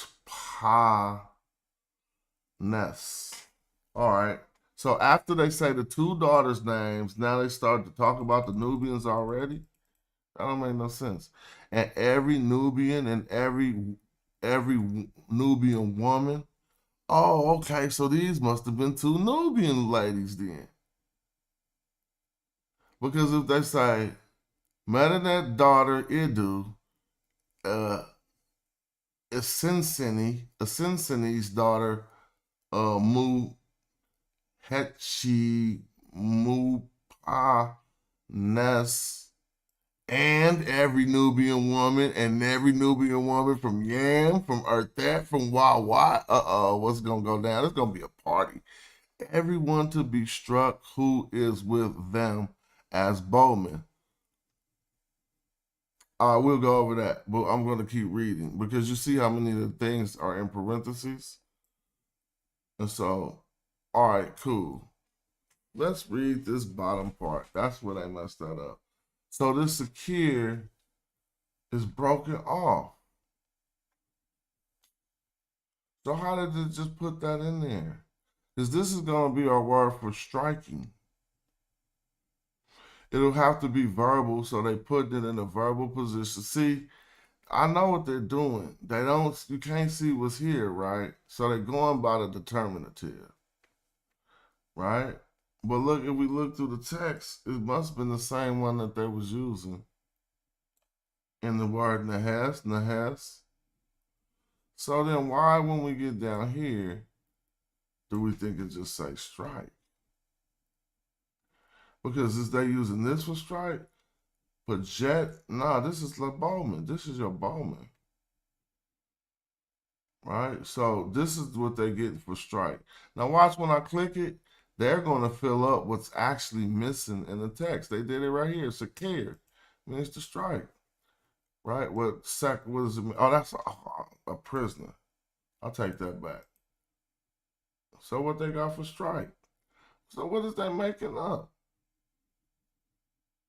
To be struck ain't even nowhere here. Are they kidding me? If they say this is secure, this will be something about a captive, a prisoner. But they couldn't give me that because it's broken off. It say 2Q, this is broken off. It just got that. Now, this is not going to be to be struck, dog. Cut that out. This is that which or something. The one who, see, that which. The one who. Now, this is by the bowman, as the bowman. Who, they just filled in hella blanks. This is going to be your bowman. Why they saying barbarian, dog? Come on now. That's a bowman. I like how they doing that with their language. Notice how it switched. This one says Pasejit. When I click it, it says set to you. See? Seti. But they got Paget there. They do got it. They got Pagetti there. A bowman. They know it's a bowman. But everyone to be struck, how y'all just trying to make this negative? Do y'all see what I'm seeing? If you take out the words they injected, it just say everyone. If you want to make it bad and say that this is a captive, every captive who is with the bowman. But they injected to be struck. Come on, y'all. So let me break something down that we don't know when we're looking at Medu Neter.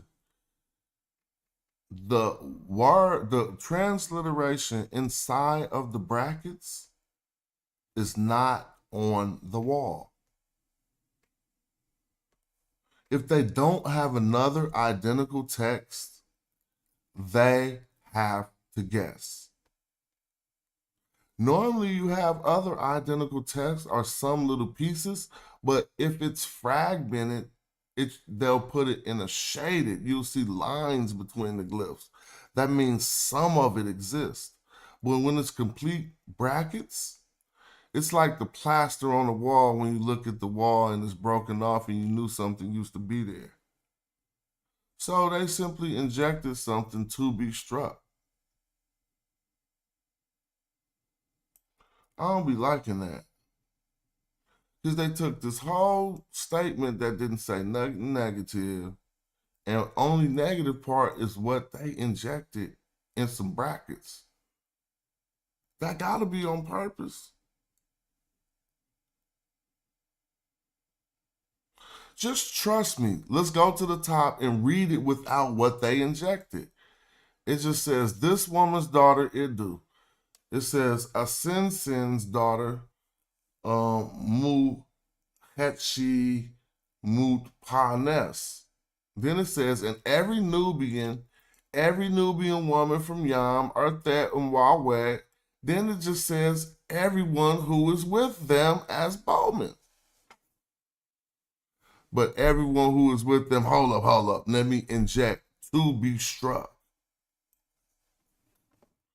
I challenge anybody who read Medu to even find to be struck in their transliteration. So now this don't make no sense because look,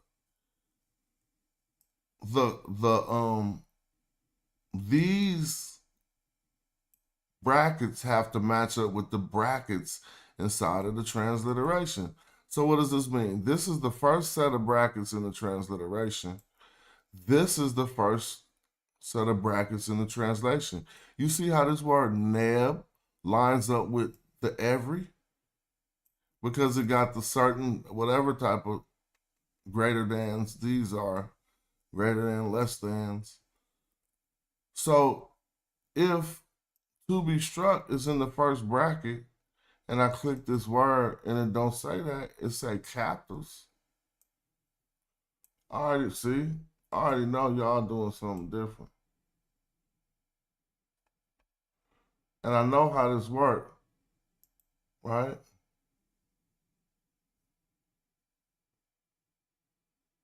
So, and they say it says is with them in the second bracket. So where's the to be struck? I hate this. Every time when I do this, I'll be finding these all the time. They're taking something that was talking favorably about Nubians and injected just something in their brackets to make it negative.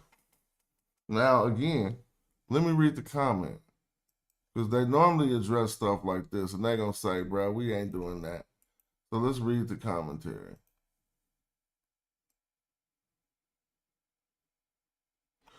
The damaged parts can be filled in perfectly using the parallel. See, they went to another text. They went to a parallels of the EB and the Sir C. Espinel execration text. The upper remains below the rest of the word of the determinatives Peget, beating man A4 can still be seen. But hold on. It says the upper remains below the rest of the word of the determinative Peget. So let's go back up. Because Pegeti is the word we was talking about right here. But we won't know what's above that from what we're looking at. He said can still be seen. And then it says Wimmer something new Achtung text. Still without knowledge of the parallels mentioned, reconstructing the gaps to all Aamu. See? What? Oh, you cannot make this up. Oh my gosh. We gotta stop doing research. We gonna get in trouble eventually, bruh. We gonna get in trouble. Bruh. So you telling me winner, it says Wimmer, new Achtung text 93, still without knowledge of the parallels So he's saying the other dude didn't have knowledge of these other parallel execration texts, and when he translated it, he reconstructed the gaps to all a'amu, which are with them, and the mentu and set. Now they're going to talk about that beginning. The determinative for secure is the sign of the bound man with the trickle of blood on the forehead. Okay, which has an additional red line knife at the levels of the bound arms.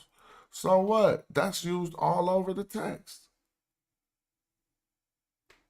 Are you trying to tell me, oh, well, the execration text must have this sentence in it like this? I still want to hear the words. All captives, with them by the bowman. Anyway, y'all up on the late night like me? Damn. About to be time to get off this thing. I know, don't be shy to help and support this channel now when it come down to it. I know I don't be like saying that all the time, but yeah. It'll help us do more of this. But let me see where we at right now. That was a good new text they added to the TLI.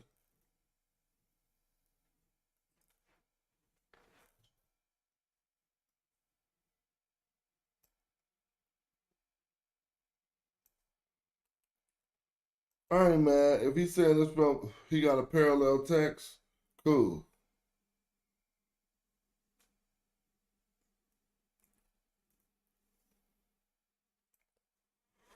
I never let any product go to any acculturated foreigner or Nubian as payment for the resident property. We would probably have to read what that is. This was still during the time period of Pepi, but this is when that one dude was talking Pepinakht. This is Pepi the second Neferkara. But it's a Nile in contact. I want to see this. Nile in contact is a good category. Look, I went down to Wawet while the Robo. All right. Let's see. Is he gonna come with some beef or not? The other dude went down with beef. I bought the coffin in order to bring him out of these foreign lands. So somebody got marked in the foreign land. I don't want to go to the beginning, man. I never let any product go or any acculturated foreigner or southerner go to any acculturated foreigner or southerner as payment for the resident or property. So what he's saying, I never let any product go to, or I went down to Wild Wet, man. And particularly to Wet Cat. Oh, no, we got to step our game up. Wet Jack. What's this? We got to find this place. Watech? Watech. It'll be Watech. Watech. I don't know. Watchek. Watechek. Particularly to Watechek. Have you ever, y'all, we've been studying this forever. What's up, Haley? This class go on forever, Haley. You in England, have a nice tea in the morning for me. Man, I was just in England. You should have hollered when I was in England. I mean, you know, I'm a real life cat person. We're so down to earth. Let me see. While the royal noble Erie was with me. So he went to Wawat, particularly to a place called Wet Jack. We got to go in on Wet Jack. Please don't say one. Damn. It only occurred once in the text corpus. So this is the only time we're going to see it. We got to look that up outside the text corpus. See if it's a significant place in while the royal noble Erie was with me. He says, two dependents of my funerary estate were messengers carrying under measures of incense. 1-3. See, that's what I be trying to tell y'all, bro. I mean, anyway, measures of incense, 1 3-cubit long elephant tucks, to let it be known that I have brought a 7-cubit long lion skin, this father of mine, and all the gifts from these foreign lands. All right. I went down to the place, this father of mine, in the desert plateau. Oh my God. They admitting that their daddies came from Nubia, dog. Am I overdoing the text? Does it not say I went down to the place this father of mine lost in the desert plateau? It is from the residence where this Erie came from.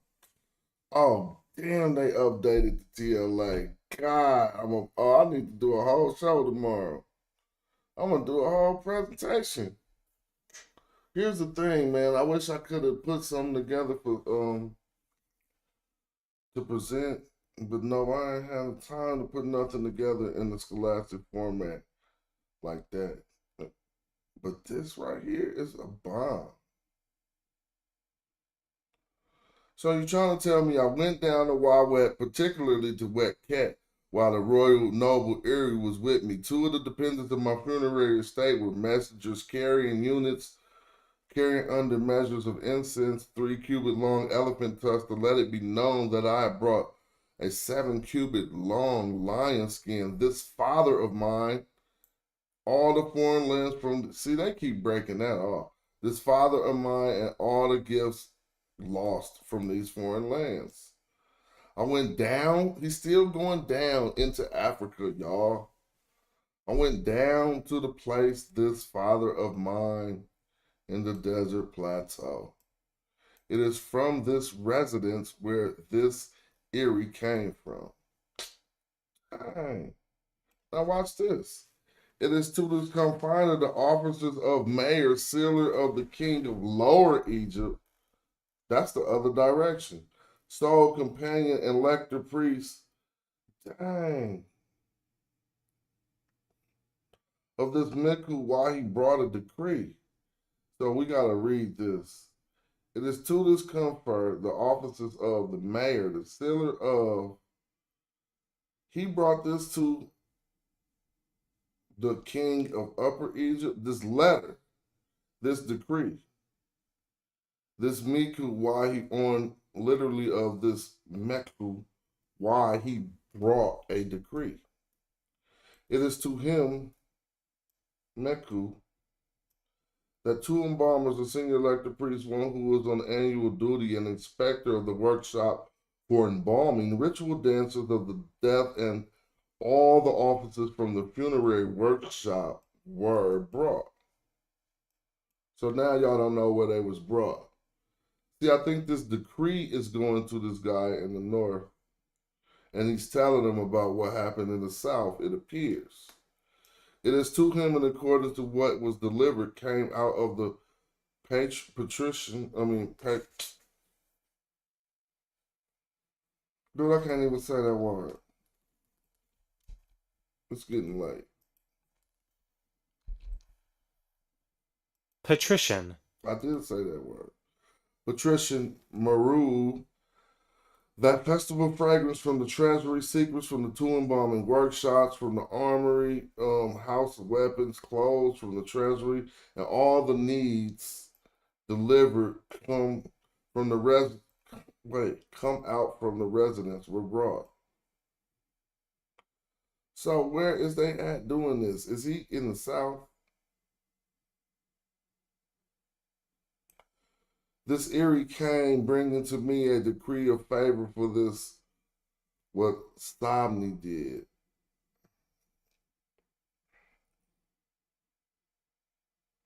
Oh, okay.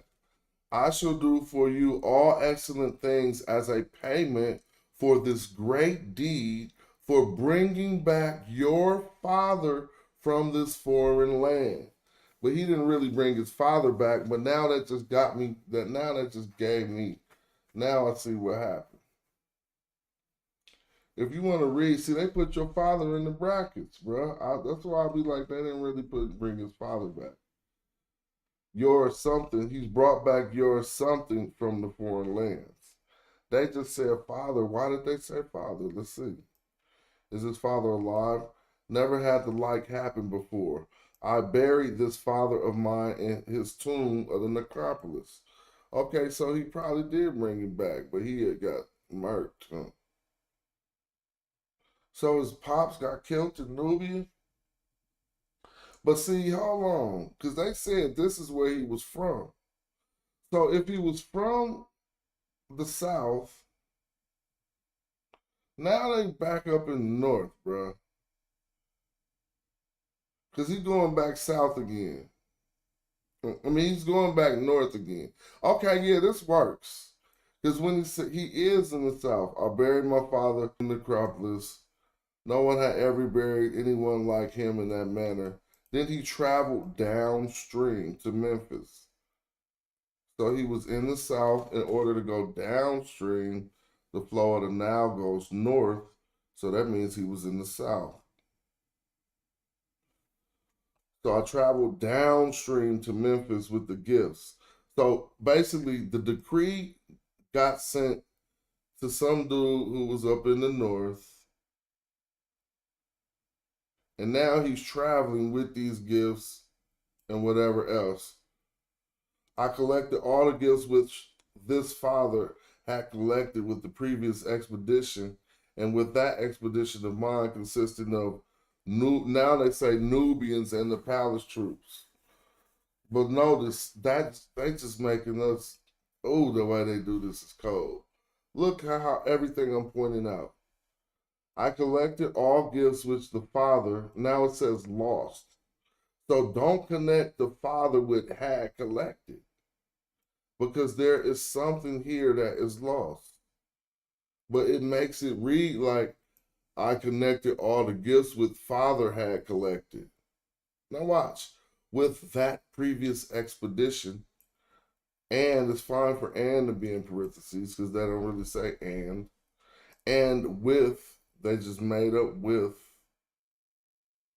Well, they say that this M is a with. And with that expedition of mine, Mashai.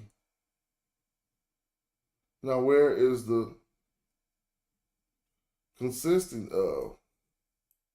It's in parentheses. We just got a PF here, and that might be a PEF. Pen and PEF. Pen is that, and this is this or that. So let's see. This is this or that. This is that. See? That. So what is they making stuff up for? It says the expedition of mine that. Now it is lost. We don't know what his expedition did. We'll watch them fill in the blanks. The expedition of mine that, what they say, consisting of lost. So, actually, his expedition consists of Nubians and the palace troop. But they wanted to read different.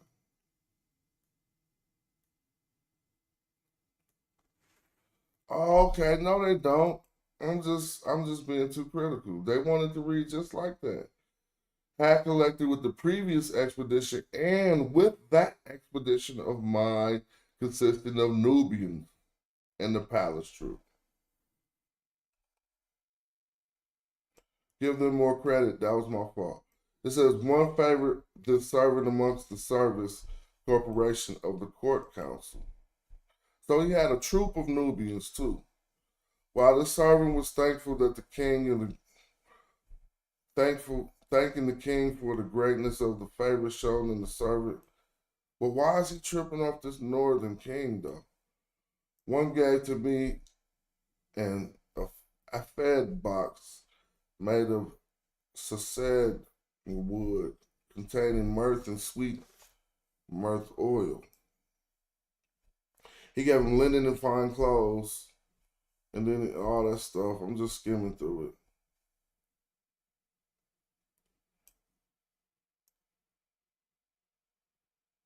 it. Interesting. Now, they call this something about the Southern Law Court, i.e., the king commanded the vizier of law of Nekab and the inspector of the priest Ajin while he was following laws in the Southern Law Court. Hoot were at Shemat. Hoot were at Shemat.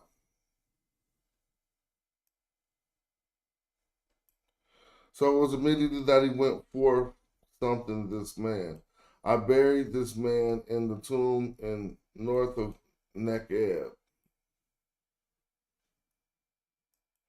One gave to me 30, I don't know what that is, ores of land. I guess that's 30 ores of land in Lower and Upper Egypt as a land tenant of the pyramid.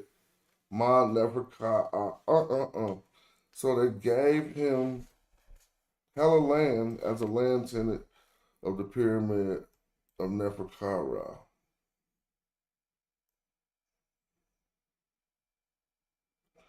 Well, that was cool to see what happened. It seems like he had somebody who died in the South, and he brought him back.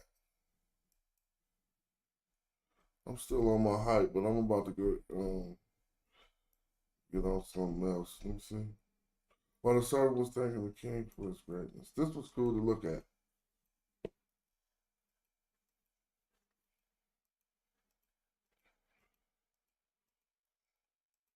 And closing all these damn windows.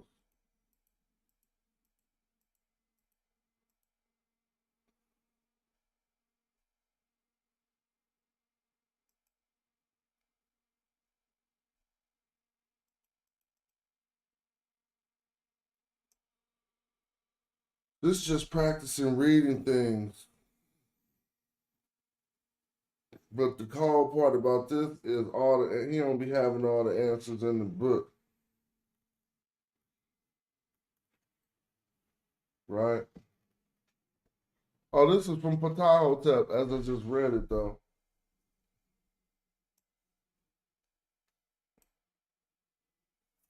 This is the part about one cannot fetch the limits of his talent. We could just zap to that. Oh, we getting better. This is one could not fetch the limits of his talent. See, y'all remember when I said we gonna start reading straight into English? Because when I be looking at the experts, that's what they do. They don't be like, oh, nuclear pool. But I think the script continues. So let's break it down.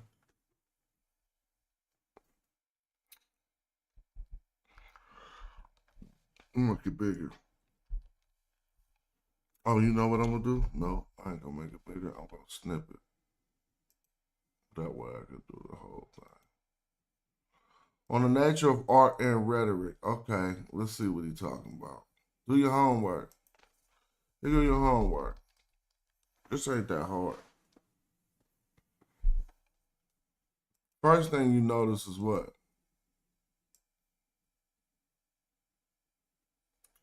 Negation. Since I'm doing this, I'm going to go through and put anything else that's negated in yellow. This might be negation.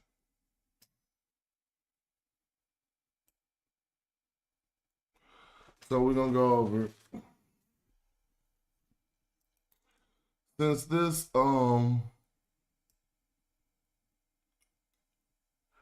It says any into, any into. So this is any. Here go the dictionary. We just doing it. Forget it. This is how I'm doing it. I and I, right? There you go. You see any, but it got an N under it. You're gonna think about this any. To bring, to fetch, to carry off, to bring out. But something you're gonna learn about any. Either this is an any two. I'm gonna go any two. Or this uchik should be parsed with the word after it, which I already know it don't. So two means one. Sometimes two it is a dependent pronoun. Sometimes two could just mean one. It could also mean, I don't think two gonna be me. Let me see. But two is one, often referring to the king, right? Let me see if I can show you. No, I'm not gonna do that. I'm gonna stay right where I'm at. Forget it. So if this is on the nature of art and rhetoric, something is negated. Bringing is negated. One brings. One does not bring. One reaches. See, this is where they're getting reach from. No, they're gonna get reach later, but I'm gonna go with the literal. One brings. So is one does not bring or does not fetch. So that's better. Because if I say one does not fetch and we go to this word, and if I put this in the dictionary and you see, so really we're going to fix this all the way and show why understanding these parts of speech is freaking it. Because this isn't just jer, it's jeru, right? So this is not just the limit. This is one who is at the limit, right?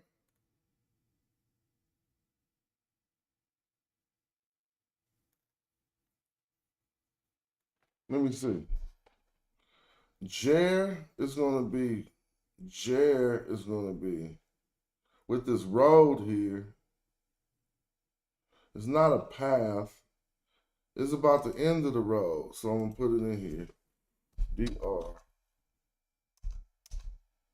We're going to see it with the road.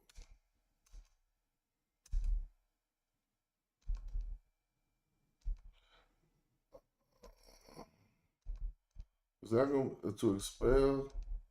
No, we got to find it with the road. Now here go the Jer we're looking for, but together with. Oh, okay. Hold on. No, let me see. I know that's not together with. You didn't see the last ones? Look. This is this Jer, but that's M Jer. So this is another M Jer. I just want to see the Jer. So maybe I should go.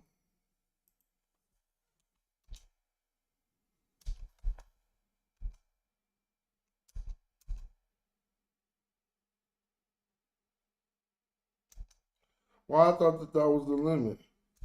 Hold on. In the area of sense.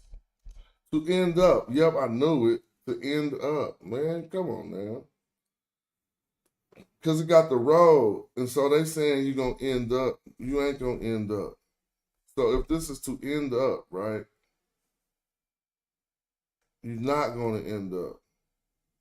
See, at the end. That's why I was like, it's the limit. So you're not going to get to the end. So let's go back and look at the text. See that Jer? But this Jer has an oop on it. So now this is one who reaches the limit or one who reaches the end. So this is going to say, you fetch, not the limits, basically. You're not gonna be one who reached the limits. That's what they're trying to say. Now what is this though? I gotta remember. Because it's okay, I know what it is. Skill. See? Skill. Now let's type skill. I'm doing this in the English on purpose. It's more advanced to me, and I feel like I'm getting better. Let me see. I'm gonna show you the skill we talking about. It's gonna have that thing standing up. Well, I should put experience.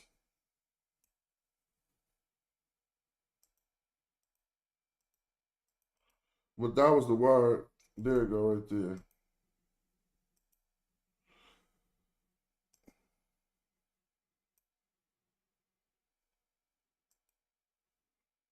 But it look a little different, right?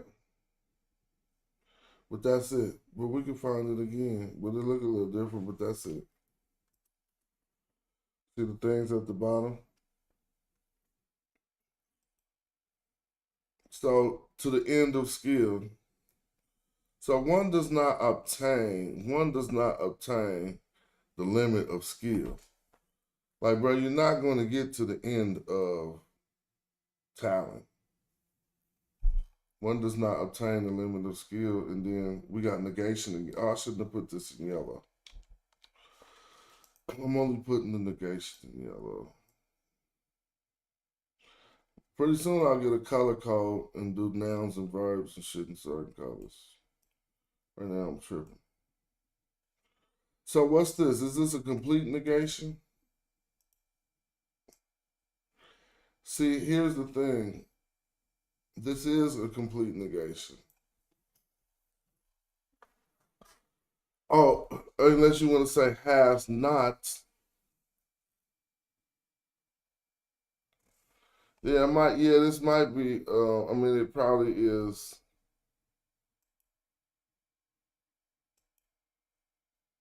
A craftsman or so this is another participle. So look at this. Notice this is a different version of this word. I got them matching in the green. You kind of can tell now because you see that stick at the front, which is at the root. This one got a suffix T and a papyrus rod. That one is going to be more abstract. So if I say a craft, ain't that an abstract thought? You can't really, you can't touch a craft. So this is that thought in that state. But if we look at this one, what happened different? We see two ooh chicks. So if we take a craft and then we turn it into an individual, one who does that craft. So if this is the skill in art, they say on the nature of art and rhetoric. So the skill right here is a craft. That's an art. So then he's an artist. That's why they say an artist right here. If you call this a craft, he's a craftsman. But since it say art, you call this art. And this is an artist. So this is one fetch not. One does not reach. One art. So you don't really want to say reach. You can say reach with this. Any. Watch any have a reach. I is going to have a reach definition. So you can't fetch, you can't carry off, you can't remove. See, reach, I told you. Reach or attain. Okay. So one reach not. One cannot reach. if you're asking why I'm reading this way, let me read it the other way. Negation. Not reach one's limits, or not reach one's end of art. We're still going to have to move it around. The reason why I'm doing that is because we read in a different word order than they read. So to put it in our word order, I'm going to start with the way we say it. And I'll go, one does not reach the end of skill. One does not reach the end of art. And you probably could put a bruh after that. Like it's one of them type of statements. Like one don't reach the end of art, bruh. Like, were you tripping? And it say nin. So this is another negation. It's just a long version of this one. This one will probably never start a sentence. This one is starting a sentence. You trip off that? And this could possibly read as has not. Has not. So, yep, an artist has not what? Whatever he has not. I'm going to forget this word. Appear, this is to. Appear means to what? We was just on this, man. Damn. Obtain. An artist does not glory his glory. An artist does not what? His glory. Because this is one who is glorified. A glorified one. Why am I making this a one? Because they put the "u" on it. So he is one who is glorified. His glorification.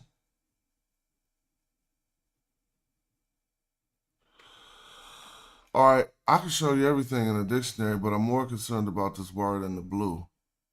Appear, and before I look in the dictionary, I'm beating my brain right now, and it's gonna come back to me.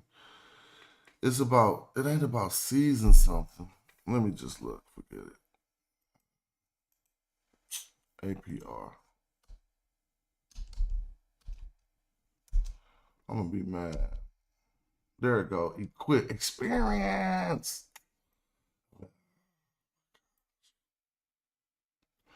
When you see this is about experience, y'all. Experienced.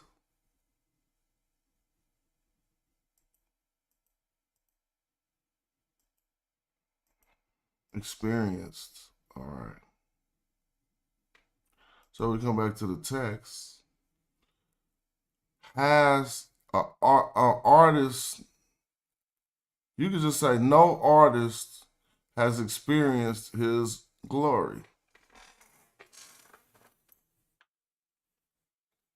No artist has experienced his greatness. I mean, you want to call that greatness?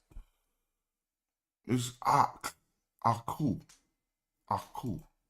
Just go AX, right? Why did I put a capital X?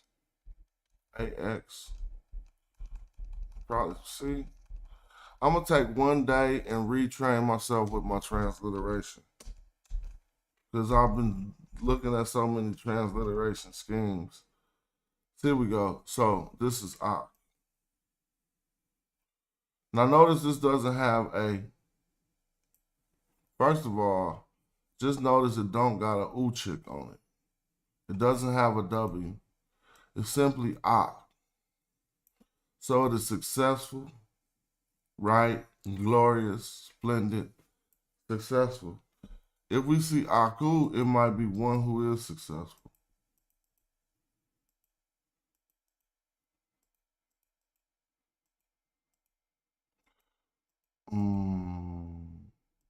So when I said one has not met his, I don't want to say success. One has not met his glory, his splendor, his excellence. You know, ain't no artist really just been that raw. is what they're trying to say.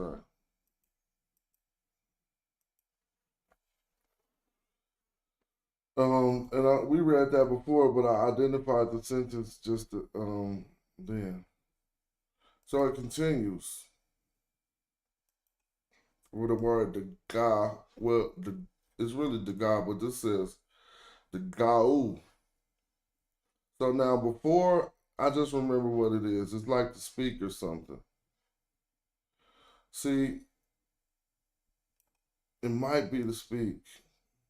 Oh yeah, because they go words, beautiful words. So, but it's a different type of speech. And we're gonna go in there. See, these are words. Right? Madut. You see his hand to his mouth? But see, his hand ain't to his mouth right here. So I ain't gonna say his speech.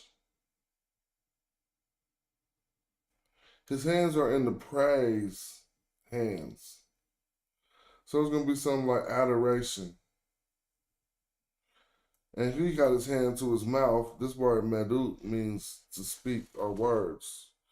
And this is the adjective for it, nefer, right? Neferet, which is beauty.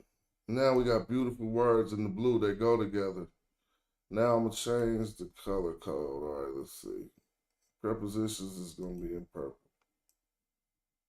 Nope, that's too dark. Ain't no colors left.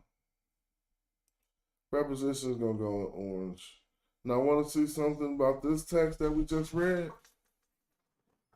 It's so weird that quite possibly this is the only preposition we've come across so far. So that's not one. If this is any two,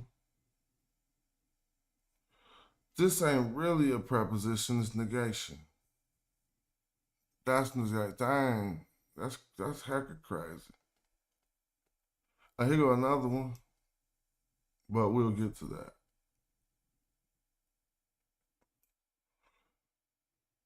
I mean, you could just, oh man, learn with, hey, yeah, all right. So now this is, oh, hold on. He switched up on me. Because he just mixed, he think he's slick. He just mixed up the text and he trying to see if you cheating, basically.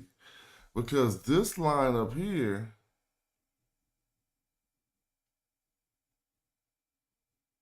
maybe this is the whole thing. No, because this first line would have said, do not be proud on account of your knowledge. We getting better. Guess what he did? He took one line from Pepinakht, then put another line there and another line there, and he was going to see if somebody was like, because these don't go together. What this says is, good words. I don't know this one, but I'm going to get it. It's like, good words.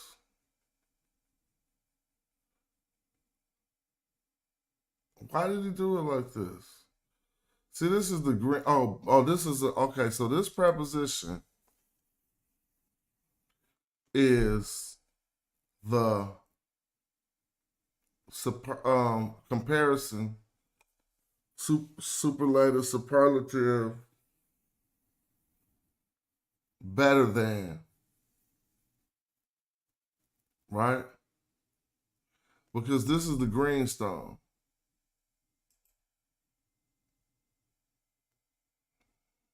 So let me put it in green. This is green stone. If I come to the dictionary and type green stone, it should be in there, man. I put too many E's in green. Let's see what happens. Nope, greenstone ain't in there. Yes, it is. Look. See? So all you really gonna see in the glyph is this. You're gonna see it like this. But see, this was representative of a stone. This right here. So if you see this rectangle and it ain't the SH sound, just think stone and see if it got something to do with the stone. So on here, you're going to see green stone.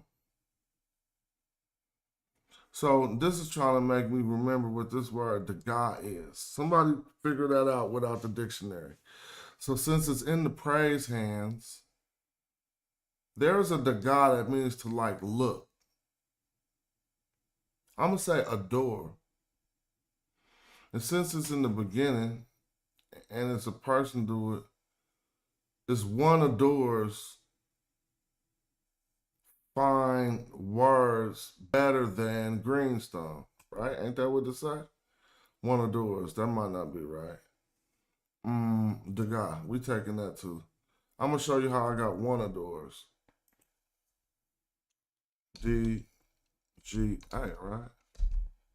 Oh, it's not to adore, it's to transport. Hold on. It gotta be another one. Transport, to plant, to cover, the plate, to be covered. No, but they need to have them hands up like praise. See? So I knew the guy was to see, but he don't got the hands up like praise either. So let's keep looking. Oh, there you go. Nah. It got an extra determinative. Oh, it's to find. It's to find.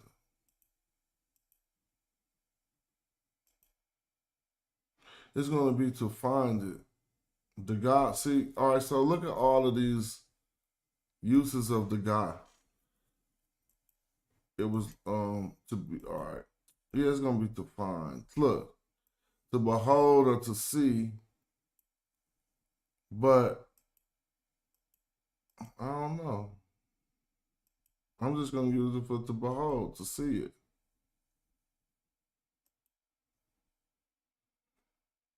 See beautiful words better than greenstone. All right. One sees beautiful words as better than greenstone. Let's see if the second. Yeah, this is another stone. Okay, yeah. He did do that. So here's a particle. U. See, I'm doing this so long, I need to teach in prisons, yo. I want to go get on when my homegirl start teaching in prison. They ain't got nothing to do but to listen. I'm be like, bro, you still ain't listening?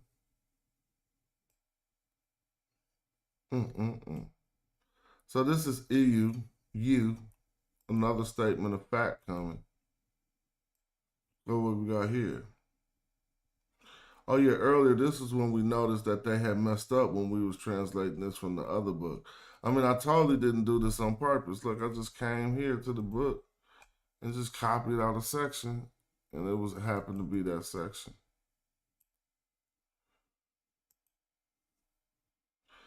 This is just a word for finding something, but this is one find.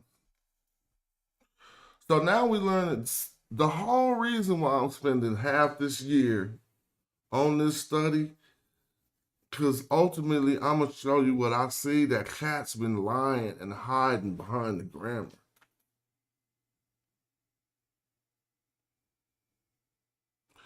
Concerning the term Kemet, Cats was acting like it was so much that was you didn't know that was going to render Kemet be different. And when you find out most of the grammatical points of analysis going in that direction, strengthens our argument. That's why Jonathan Winterman said that which is black. But now we know where we get in that which is from. And the one who. See, this is the one who finds. But I ain't went that far because we dealing with verbs. And we're going to, in 3 more months, we'll be dealing with adjectives, right? So this is a verb that just got nominalized and turned into the one who finds. All it did was put a T on it.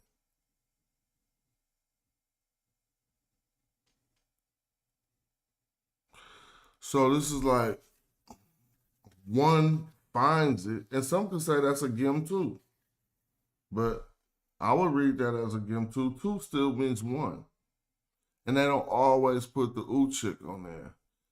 See, so that's 2 different ways they could get this.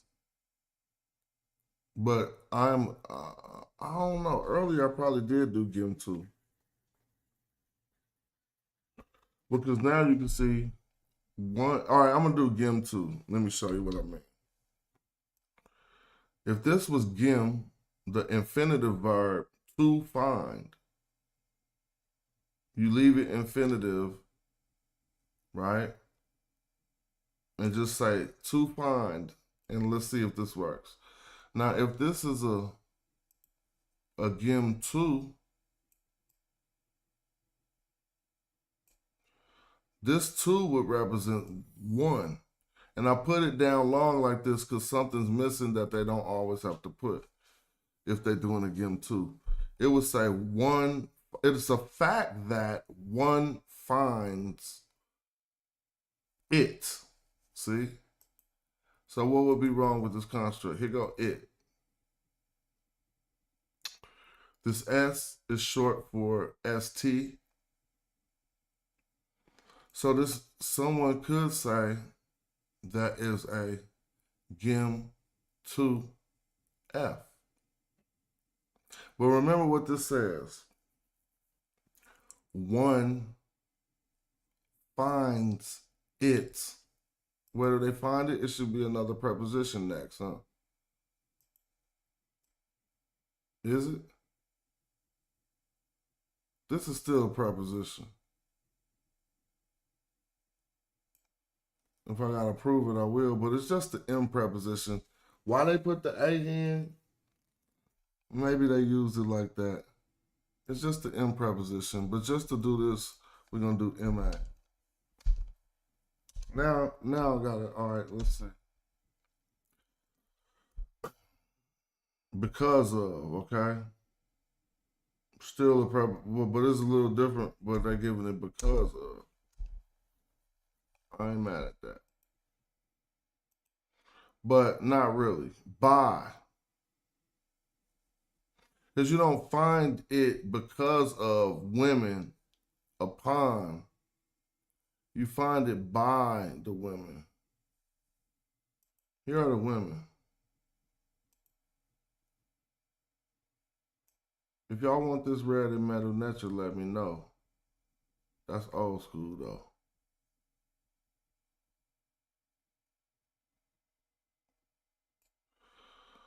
So now I parse this as what we call, no, this ain't a, no. This would just be gim 2S.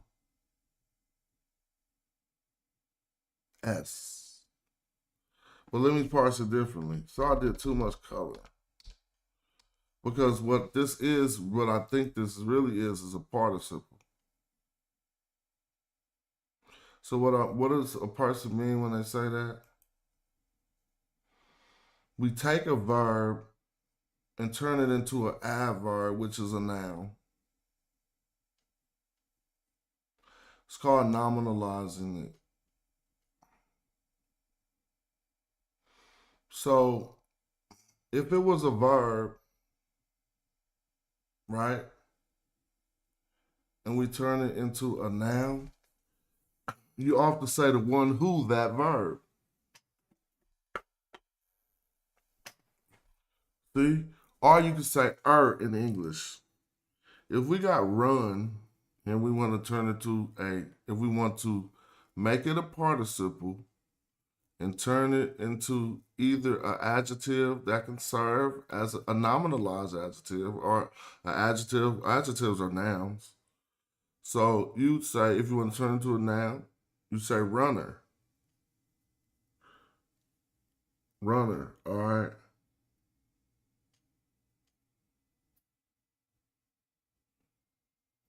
Now, if this is a find, if the verb is find, it's easy to say the finder, but that's not good English. Finders, keepers, losers, weepers. No, we'll say the one who finds. Now, you don't always got to put the definite article. So this is why this participle could allow us to read one finds it. Now I'm starting to lose confidence that this is a participle because I don't know if they should follow you. How about let's go in on that? That's the type of going in I like to do.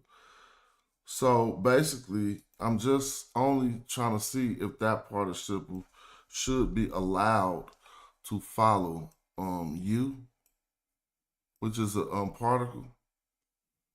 And I know the people who know this already knows that it can. But since it ain't stone in my head, I'm about to take y'all to the chapter. Did I pass it already? No, it's like lesson 10 in Hope. Middle Egyptian.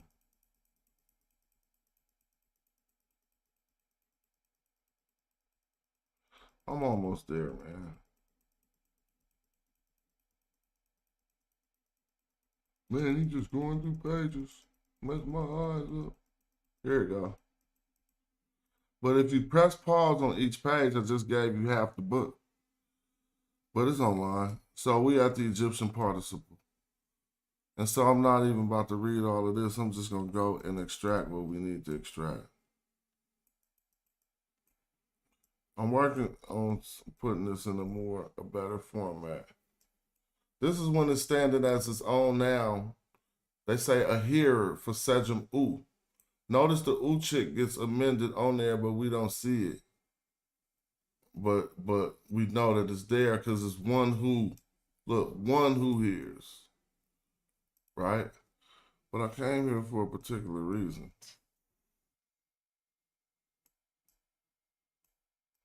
Oh, dang. Shout out for the late night contribution. Helping make it worth it. Appreciate you, Indigenous. You know, to get it at this level, you can find it like, you can't really, it's like 2 or 3 people who doing it like this on YouTube. But even some of the people who was pushing out the grammar at first, I didn't learn none of this from them. And I was wondering when I started to dive deeper, like, why wasn't they talking about? Why certain people omitted certain things from what they was teaching?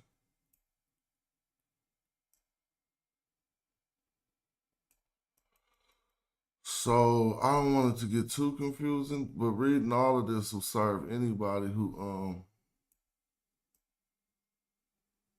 wanted to know. I just want to see if this participle can follow the you.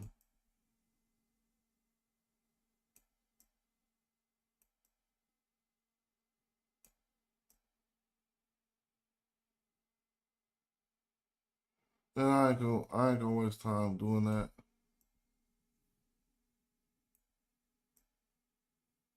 Word up, thanks to you, man. Again, shout out to you. Y'all helping this channel grow. So I'm just going to, I don't know why I'm questioning infinitive coming after a you. It can. I'm going to say it can because it works like verbs, it works like adjectives, it works like nouns. So yeah, okay, it's just, yeah, okay, cool. So now this will be one who finds. Because we ain't gonna say finders, keepers, losers, weepers. Indigenous, African. They told me that's your 20th super, bro. You a constant and consistent supporter. You put your money where your mouth is. You feel me? I appreciate you. So this works. Because we still got it right here.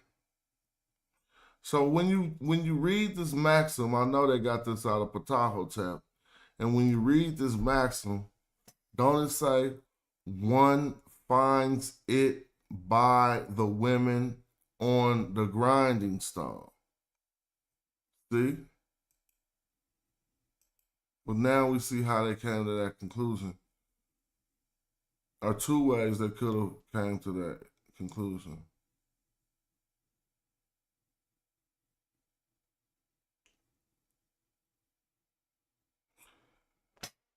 All right, yep. One finds it. All right, that was cool. I'll just be trying to hop through the book and be like, it should not be nothing in this book you can't get with. It's you weak. Like, just come down like this and just grab something and read it. Let me see. All right, there we go.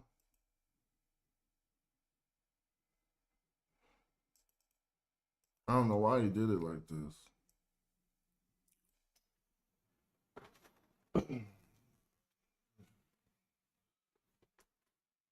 They're coming to the place. Y'all see that, right?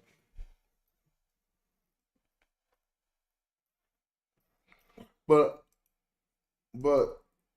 that's just my reading of it. So this means there, as in a place or a location. But this is a place too. Boo. So there in place.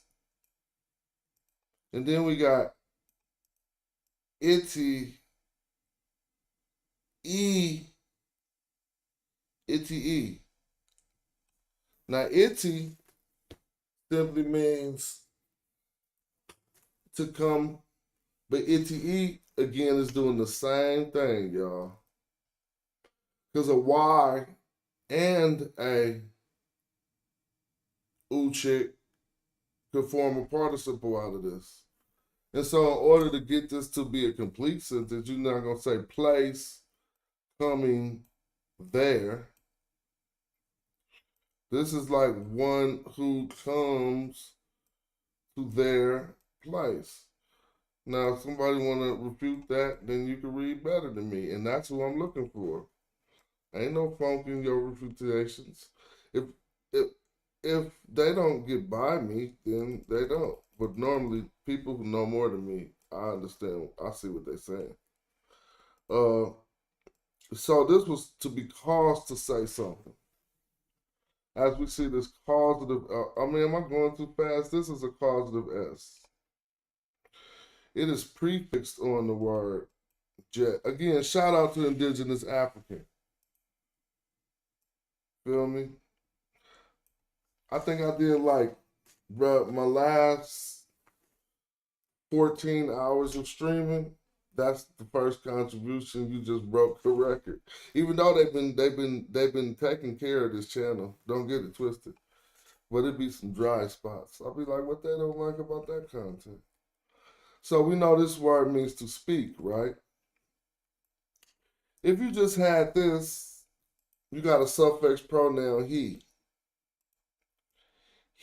So you would have he speaks. But the verb for speech has a causative S on it. When we find a verb with a causative S on it in its first position like this, we also want to see, see? We also want to see if this is a participle, and this is harder to see. Let me take you back to the book and show you a quick explanation. What he's going to say is that one got a second strong consonant, and that, right? And so, let me show you. Hold up. It was less than 10. I was at. So we'll never know if it's saying speaks, he speak, he is one who speaks.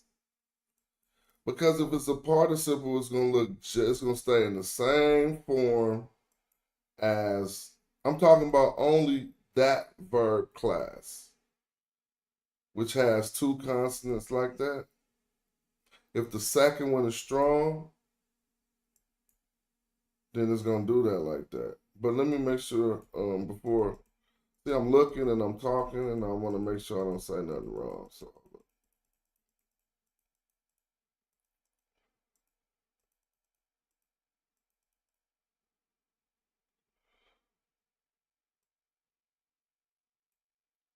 let me show you. Now let me go back here. Oh, I got it there now. Cool. Erase this screen. It's just in the way. I could keep this screen. All right, hold on. I'm getting all this stuff out the way. But what was the text at though?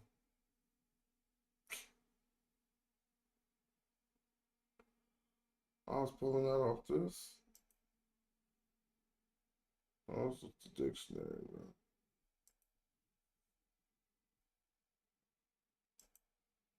Oh no, I snipped that out of the book, man. Come on, man. I didn't know where I got the text from. I forgot. But we done with this.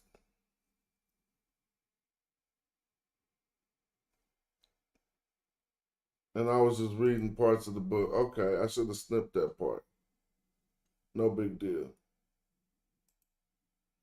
Let's look at this. So I want to show how that Y can do the same thing as a W in suffix of particular verbs.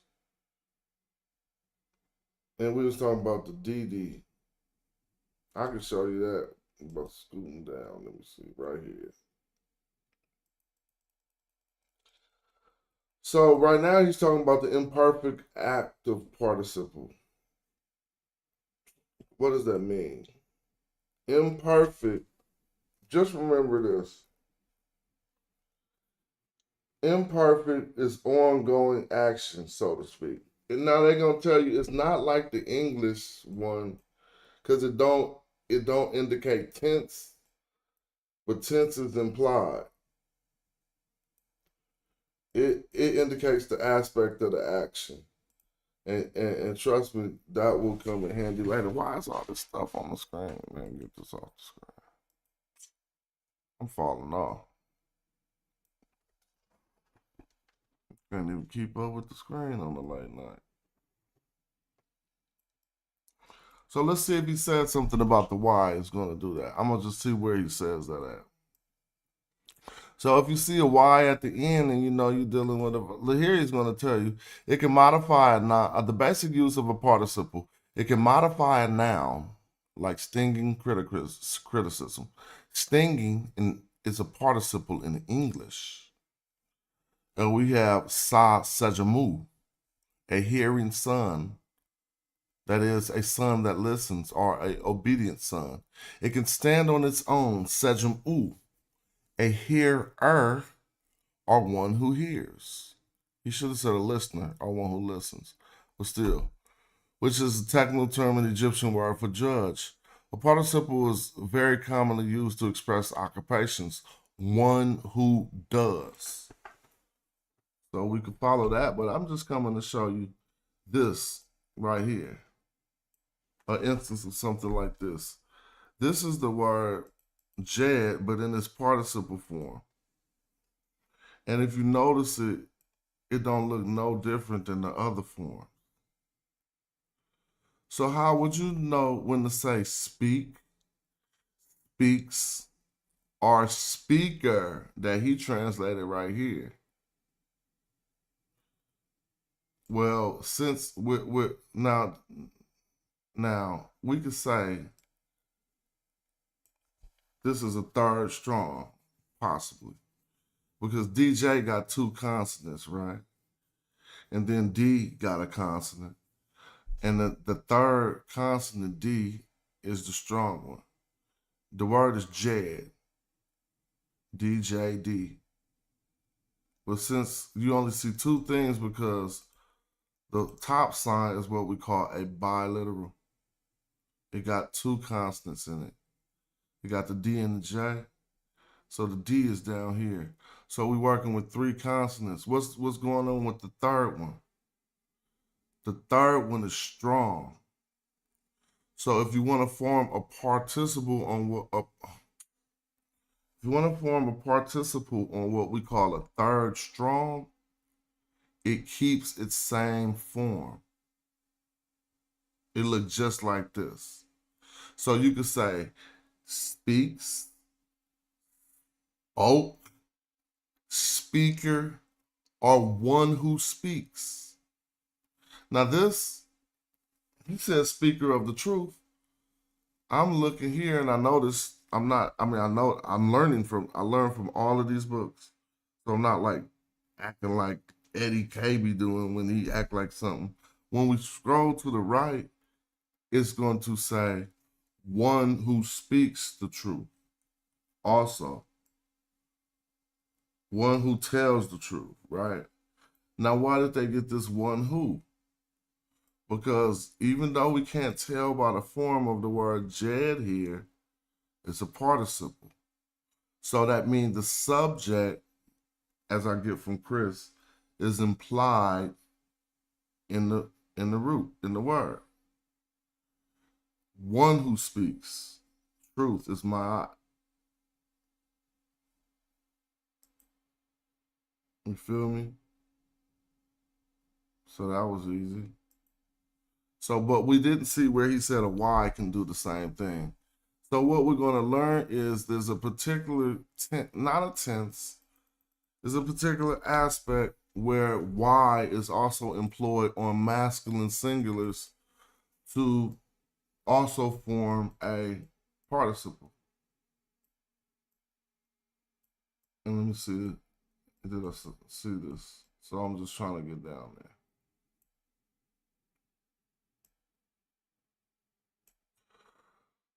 That ain't it.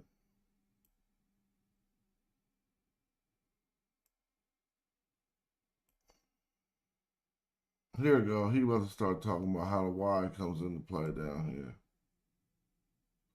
But this, it could also get, there you go. It's for the imperfect. So what do we mean when we say for the imperfect? It's for the ongoing action. I gotta simplify this for the African brains that's like mine. Let's get, we learn like this. I mean, say you throwing the ball to somebody, right?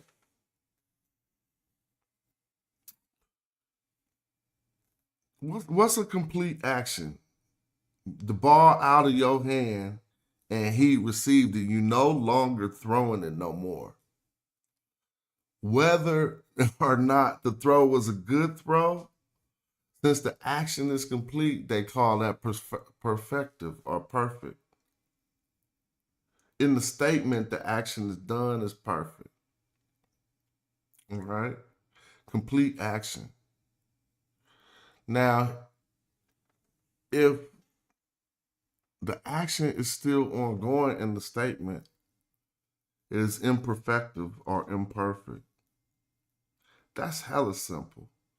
So now just go back to that ball. If you threw, now I'm doing English now. It's a little bit different than for metal nature. So I don't want nobody to say that ain't how it go. Because the context is for the metal nature. I'm just using English to give examples. If you threw me the ball, would that be perfect or imperfect?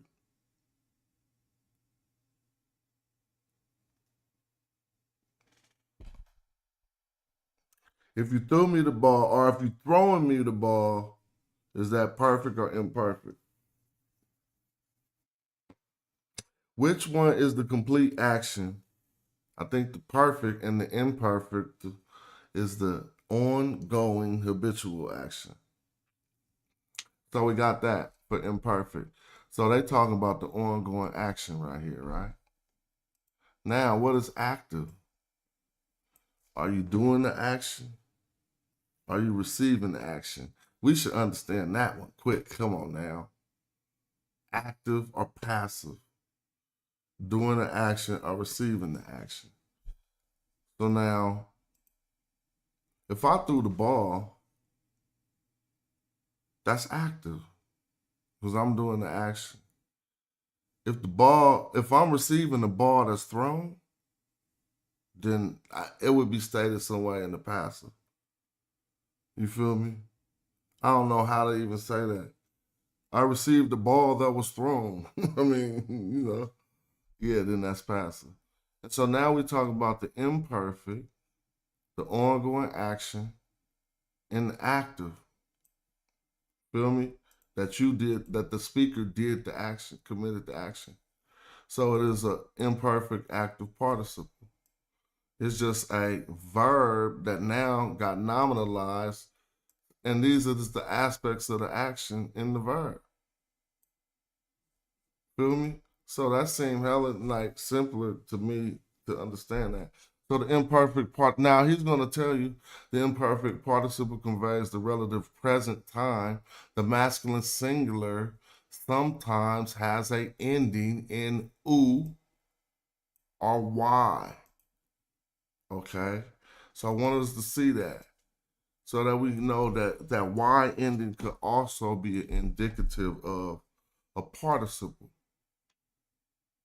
And what is it going to be indicative of? An imperfect active participle, where it's an ongoing action committed by the speaker.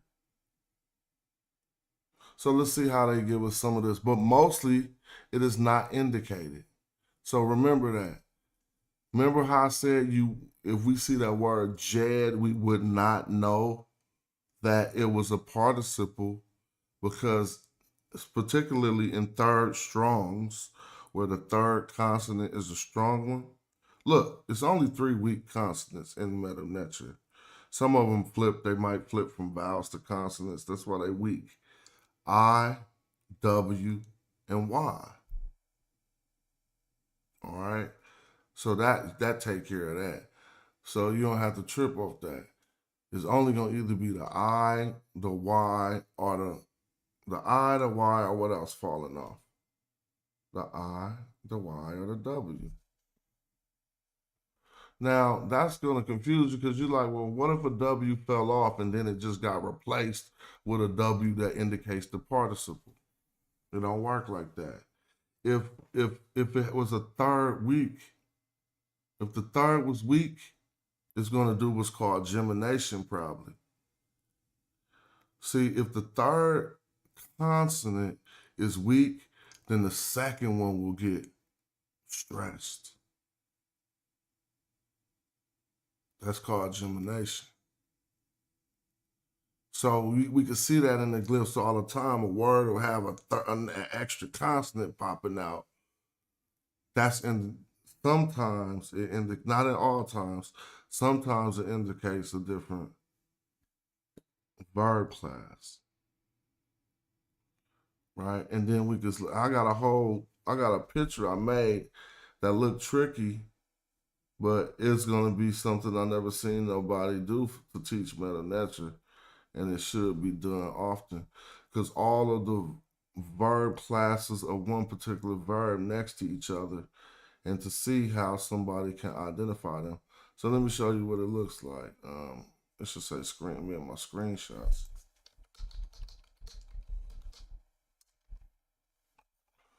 So you can see what I mean. Because I think other people could learn the way that I learn, and then it'd be hella easier. I be needing to see stuff and touch stuff. And so this is what I mean. And right now I could ask you, how many verb classes do you see on the screen?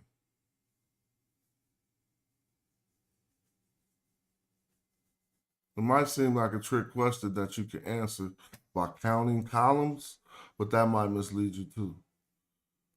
So this first one is generic.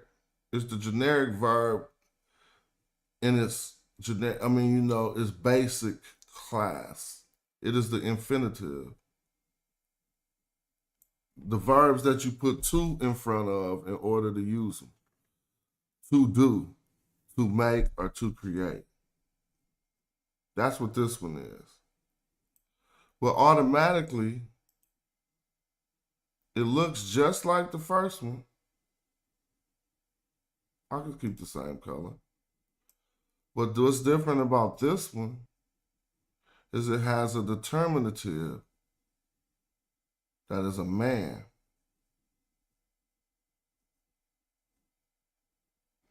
That is another way that you know that even though you only see Erie here, let's go back to the book. Didn't he say that the W and the Y ain't gonna always be written out? But if it's a participle, it exists because you would need to say it in order to let the listener know that you're not talking about the first verb class, ear. So in order to verbally let me know that this was different, you'd say iru. In this case, you probably won't say iri because there's a word holding that position, iri. That is another instance of this same word. So we're going to start talking about that because we're going to see the power of these suffixes and how this iri, this iru, and all these other things is changing. So if this was the infinitive, the one that says to, it requires a to use it, to make, to create, to do. Well, this one is already a participle that is wearing a W that we can't see. So this is iru. And this is what? Somebody tell me what iru is. We just read it in the book. Damn, I'm gonna mess around and go to the morning. At least I got right with Sony Records and they breaking bread, so I might have some more time because I just was fighting with Sony about some albums from 30 years ago. Boy, all of this stuff that we be doing, when I apply it to my career, they don't even know how am I like that. I'll be like, no, actually, this. They like, oh hell no, go on and just give him his issue. He gonna mess something up. But at least that's gonna help me not have to focus on working so hard. God, let me teach. Feel me?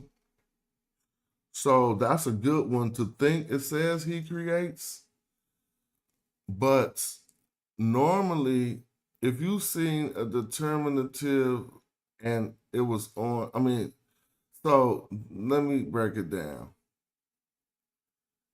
If it was to say I create, because it wouldn't be he, but if it's a man, it's going to be I or my creation. It would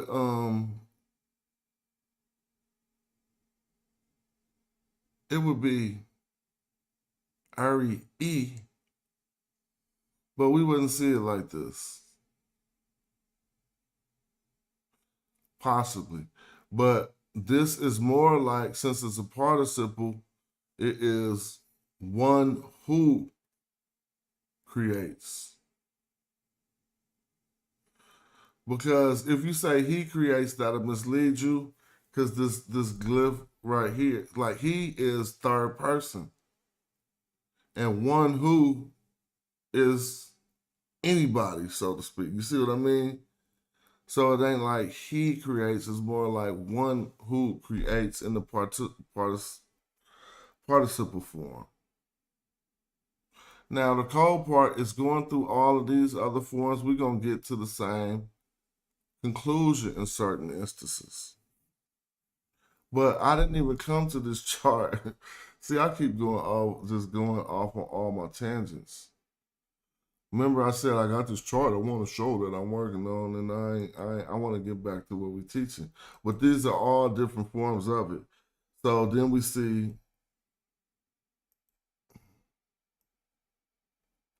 this is another form of the first form. Y'all should put it in green. Right? This is just another form, really. Well, it's the infinitive again, and we're seeing it spelled out. So it's still in the same verb form. It's still an infinitive as this first one. It will require a to make, to create, or to do for you to say it out. But this one, is one who creates. And a few other ones on here is one who creates. But the trick is knowing what's the difference between these last two, right? Now, this right here, so we could talk about this. Oops, I shouldn't make it green. You see an extra R. That's what we're talking about when we talk about gemination. I'm going in my brain. I think the instance on this is letting us know the state. I mean, it's like imperfect, right? That the action is ongoing and habitual. Hopefully, I ain't messing that up, but it's late and I ain't tripping. Nevertheless, the second R, which would be pronounced out, like if this was ear, this would probably be ear, or something longer to let the hearer know that there was some inflection being made on that final R. And that's what they call gemination. And again, this would be, I wouldn't say do or to create. I would check again to see whether this gemination is representing. All right, and then I'm about to get ready to go to sleep. I would see if this geminating was representing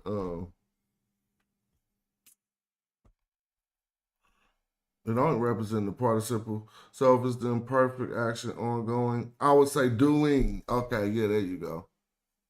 Doing. Ongoing action, right? Habitual. Doing. There we go. Smash, wake up. Doing right here. But it ain't the only way you can say doing. You might get that from the gemination. And we'll go look at it. Look at the book right here. Come on. I ain't gonna let nobody do that. See the second geminate right here, right? One who causes a disturbance.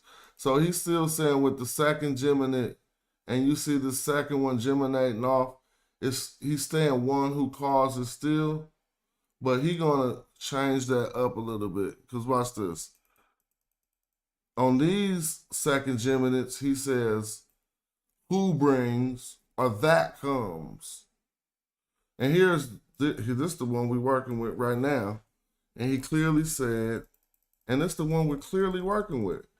IRR with the second geminate is what? Who does?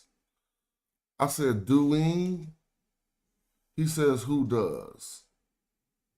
Let me see. When written with only one R, the second R is included in the parentheses. So let me change that back.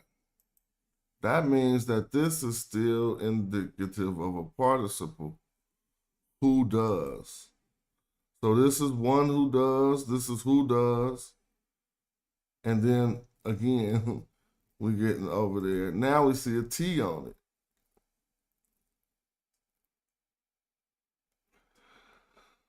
So the T is about to change it a little bit. It's kind of crazy. So really, if I'm looking at this and I want to keep it all the way above, why would a T be on the end of this? If this is the root and this is another form of it, because this is just another way to make it a participle, but it's kind of, it takes, I don't want to say it takes the abstract.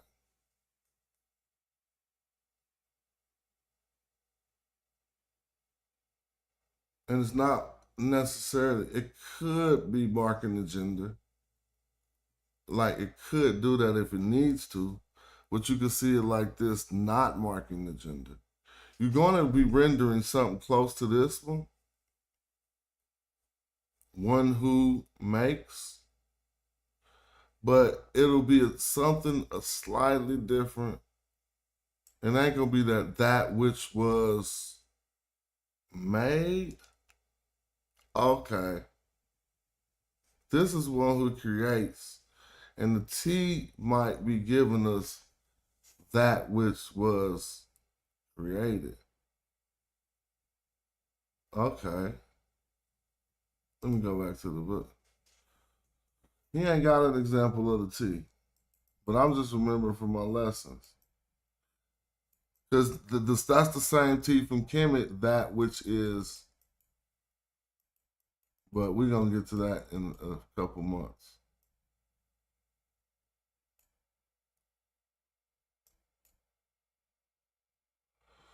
So, now I'm going to show you some of these examples of the perfect active participle. So what's different now? Let's go slow. If in the imperfect is ongoing complete action. Oh, wait, well, I'm sorry. If in the imperfect it is ongoing habitual action, then what's the perfect? Complete action. What's the active? That you committing, that you are doing the action. A completed action that you committed, that the speaker committed, of whatever this verb that just got nominalized is. So look at this one. You only see this I here, right? Well, let's go back here. Then we would have to say, okay, now it's getting even more tricky. Because that even means you would have to place another. So when I do this chart, I got to put one more I in here. Let me show you why. Because this is just a plain infinitive. Let's go to the book. I mean, the verb in its generic base state. But look at it.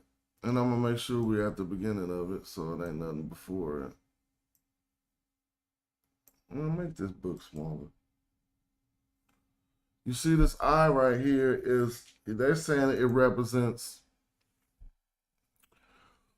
who did. And it really represents the one who did. Y'all see that? But no, it ain't going to be as tricky once we get all of the guardrails, indigenous, because watch this. If we was to start, if we just seen this statement by itself like this, we'd entertain do justice. Then we'll entertain doing justice. Then we gotta, as we learn it now, we gotta also entertain the participle in the perfect active. The one who did. The one who did justice. If we come over here, we got a woman. We got jet, but look, this jet got a T on it. So that's already letting us know that this jet is a participle.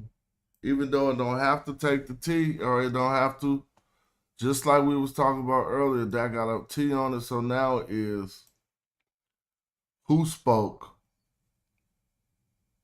And the last word, hair, S, about it. So when we go over, this is going to say the woman who spoke about it, or about her. Who spoke about it? It say about it, right? Concerning hair, concerning set, hair set, concerning it, the woman who spoke about it. But notice we got the one who spoke. You could just have one who spoke. Now, if you want to really keep it all the way, you could say it was the woman. Wait, the one who spoke was the woman. The one who spoke about it was the woman. The woman spoke about it. Whatever. It worked. Well, I ain't done. I'm going to be done in about a minute. Shout out to Indigenous again. So these are the classes we was talking about. Now, for the perfect active participle that we're doing, strong verbs have all the consonants. See, that's going to be hard. Because if you got sejum, which means to hear, how would you know when to translate hearing or listening or one who listened? Well, it's only hard on the strong verbs, where the third is strong or the second is strong. If the third consonant is weak and you have no gemination, like this word ha, well, this is supposed to be high. Who went down? So you see what's happening. Do you? The action is perfect. So it's complete. He went. He ain't going down. He went down. Now it's active. He the one who went down. Nobody went down. I mean, that's almost on some pause stuff anyway. Now, second geminate, no gemination. This word cab. What does it mean second geminate, but there's no gemination? See? So this word cab normally has a second geminate. It's normally QBB. And he's telling us if we find a second geminate with no gemination, oh, I gotta use this to make it better. Let me show you. BB. Kebab. That's the word to be cool. And you probably see a HS after it, one of these after it, with some water coming out maybe. Right? Since I can't do the one with the water coming out, I'm going to leave the determinative off. But that means to be cool. No, it means cool. Right? So what is he telling us? Y'all understand the gemination, right? The second one. Now, he just told us here, if it's a second geminate, meaning if the second consonant right here geminates, which is doing, think about germination. It makes me think about gemination. It's this second one is growing off of this like a clone plant. But whatever. If it germinates, if it's a second geminate, but you don't see this, so let's take off this. See? That's the second geminate with no gemination. Second gem, no gemination. You're supposed to say that was. Because why? Because it's perfect, so it's not ongoing. It's a complete, whatever the verb is complete. So it was cool. And it's active, you felt it. So that was cool. I mean, I don't know how to change that to the passive. That will be cooled. That will be, I don't know how I would change that to the passive. Because if you was, I don't know. You know, that's making my brain go in circles. But for what we're talking about right now, we can clearly see that there's no second B on this word cab. So the way that we assess it as a participle is that was. Now we was going up, I was talking with my man, we was looking at this word earlier. I think it was somebody who was in the chat, and I was trying to explain this. So let me show you. This is our word we know, EE, which means to come, to go. It means to come. But you also got EU. They both. This is EE right here, right? As you see the two eyes right here. And you can sometimes say you if you just see the feet. Now look. EE just means to come. That's a verb. We're going to see when it becomes one who comes. Both roots occur like this. Now the U is that came. So what is he telling us? We still are in the second geminate. So what's happening? You see how the second consonant is geminating here? But he said up there, this one is second geminate with no gemination. This is a second geminate where it ain't geminating right here, but it is over here. Right? And they say both roots occur, and what happens? We should render that came. That came. All right. All right, man. What about this any? Who brought? How do we know when this who brought? Because ain't nothing indicating it. It's a second gem. Do you see? It's a second geminate where it's nothing geminating. So this is a second geminate with no gemination, but he showed a variant of it where it was gemination. Or not. All of these ain't geminating. Now look, so you know how you see any with the two ends or the one end? Well, when we see it with the one end and it ain't geminating, we should say who brought. Because this means to bring. And those little keys right there is the keys to reading some more proficient translations. Here go Erdi, and we was talking about this earlier. It's usually with the R, Erdi, more rarely without the R, D. See? Who gave, put, or placed, or caused. Now, when we got went in with no gemination, it is which was, which existed, which was. When we got ma'a with no gemination, and it's just the ma, well, that look like mots. But they saying she who saw. And we was just doing the ear, which they got it anomalous. The later writing is identical to the less full writing of the imperfect participle ear. Okay, so that just complicates. All right, man. I think we're going to have some progress being made. So what I'll be liking to do is I just zoom through the book and try to find a section, but I just got to read too much of that. See, damn. I don't care. I read some of it and it got the transliteration, but I'm going to let this be my final practice for the night.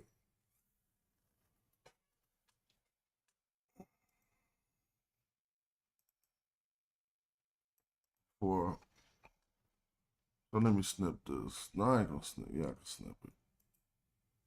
I'm gonna snip it all. Who cares?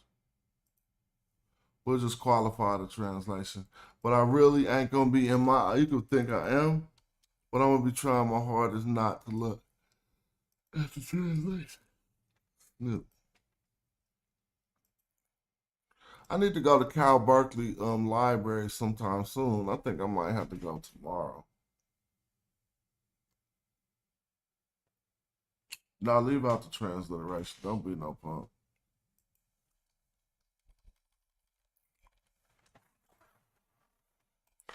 Y'all know how this starting out. And then y'all do that, and then aha in,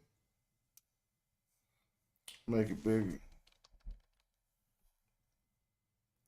So what happened? We're gonna see if anything we just learned helps. Well, this is not a participle. How do I know that? Because we know verb forms. This has an N and a suffix after it. So on this text, Oh, I'm going to go back and go with a color code. On this text, I'm going to put all of the pronouns in blue. All right? And you're going to notice how they suffix on certain words. Did I say pronouns? I'm getting sleepy. I meant to say prepositions is going to go in blue, and then pronouns will go in a different color. That's a preposition now.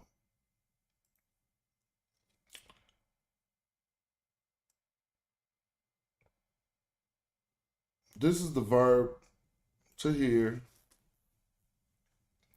But this is what we call a subject NF form, but this just says subject NS. So since we know this is subject NS, we probably want to say, let me show you a suffix pronoun in yellow.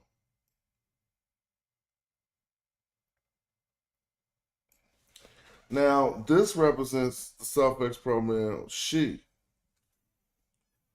Yeah, James, I'm on a late night. It's almost 2:30.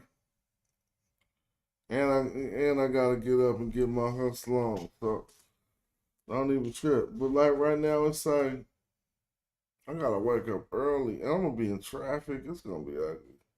I ain't tripping though. This says she has heard. This verb form is a different one that's letting us know it's still a past action that's complete, a past completed action, and we know that by this end right here in this word. So and then she had heard. See, because it go into how that broken English, and then she heard. What does she hear next?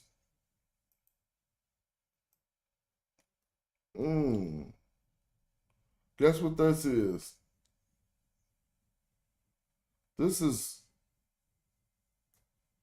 Karu.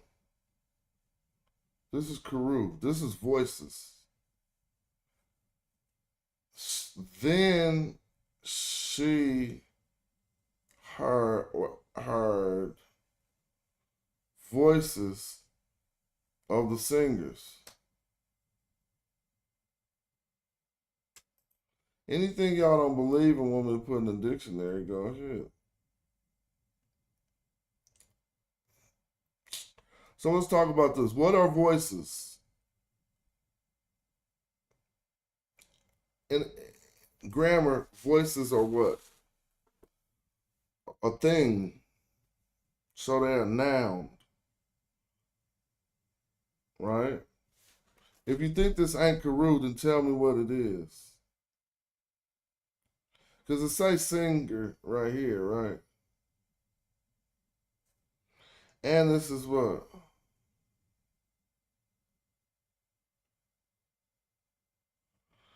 Huh? Shema? They some southern singers?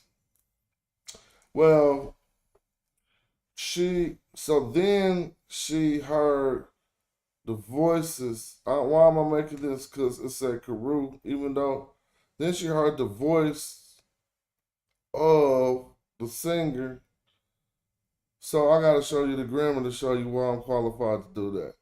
So this right here, this on in, we can just take this as an introductory then, right? We got a subject NF form after she has heard. The form is subject NF. Next, we got what she heard. So voices in the blue. But since voices is a noun and singing, well, singing, this must be a singer.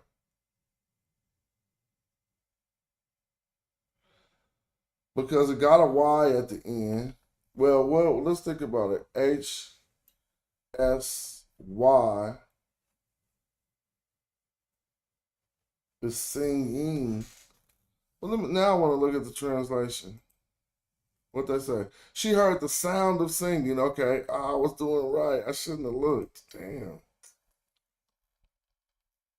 Yeah, because a voice is a sound. So I said the voice is singing.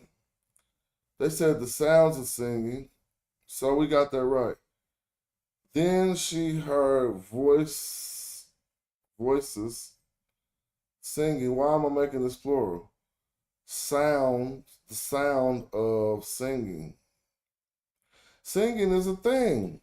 See, wait a minute. I know it's an action, a verb, right?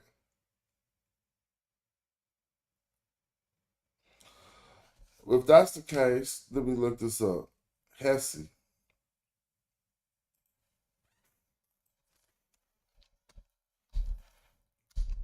Sing, verb.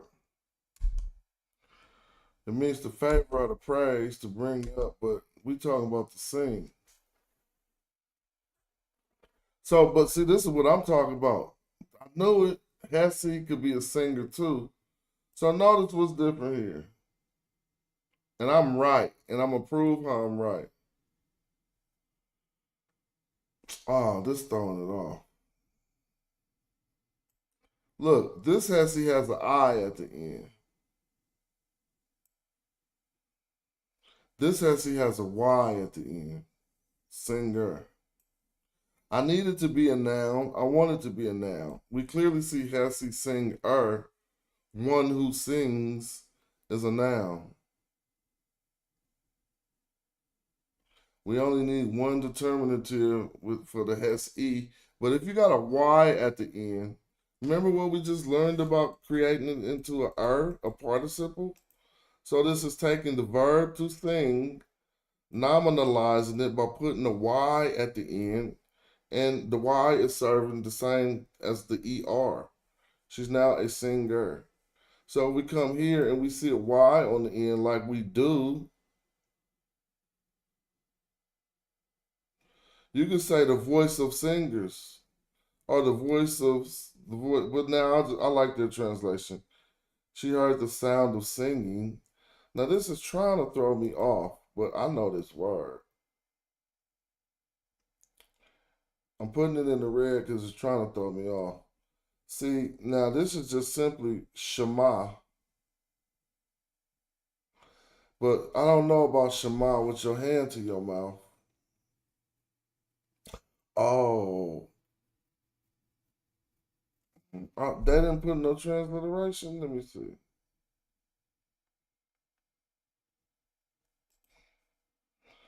Music making. That's why I didn't. How do I not know music making?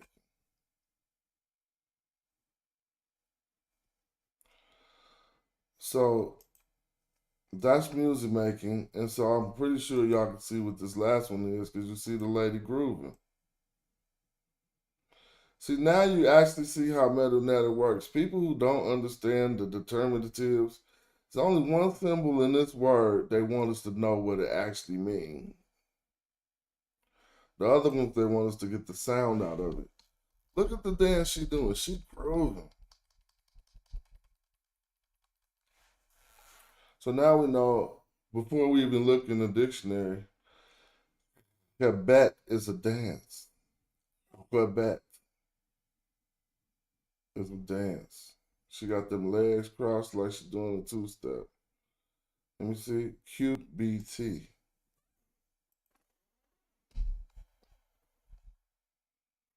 That's one. That's entertainment. See? So they just said entertainment, amusement. They're trying to sneak it in though. We want to find the one for the straight up dance.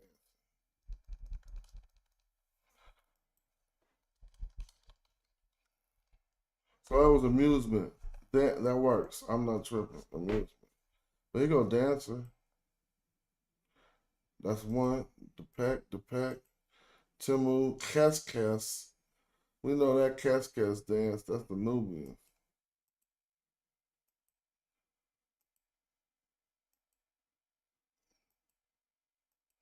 Yeah, man. I told you Sony tried to tell me I owe them 200,000. He's like, man, get out of my face. You're not about to get no. You might as well let that go, homie. Why is this he who? Now we know why this is he who, huh? Because it is Y on the end. Whatever. Well, see, these T's and these Y's making it be he who and one who. Wait till we get back to Kemet. But that's an adjective. We'll talk about that later. So this is amusement. So what does this mean? Why? So y'all know this word? W-A. This is another A. So W-A-G. Wag. What is wag? And they're going to determine it to you. It pertains to the mouth. I'm going to say shouting. Okay? Wag. Let's look it up. See, because now we got the context. What is something else that got to do with these singing, dancing that pertains to the mouth that they call wag? W-A-G. So you need a W and a capital A and a G. Shouting. I told y'all. See? I mean, what else could it have been? Wow. So now they shouting. Now we got, Now I'll tell you, if y'all mess this up, we've been studying this the whole study. Look, you got the I with the R and a T. Oh, I don't know if I talked about it. With the three strokes.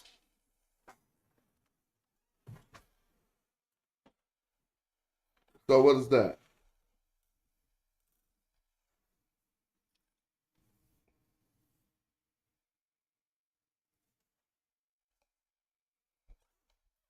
Come on, y'all, don't leave me hanging.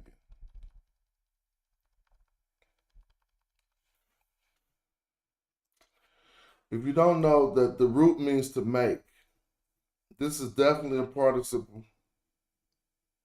It is one who makes. So what do you think you got next?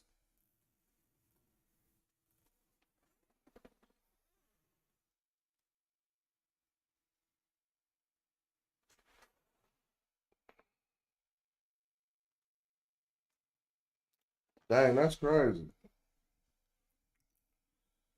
So we might think that this right here, let me show you what's happening. They seen they heard the voices of singing, music making, dancing. Yep, you got that good, indigenous. You hit them off with that. But here's the thing. Is it one who makes,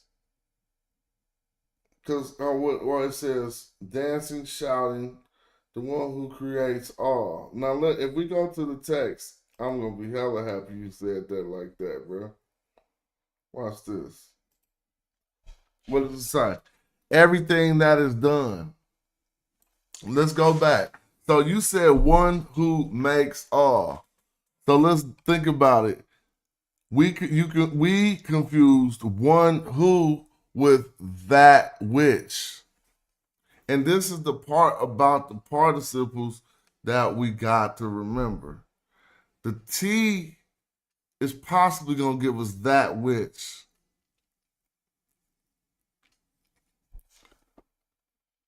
That's what it's looking like. Everything that is done. And what we have.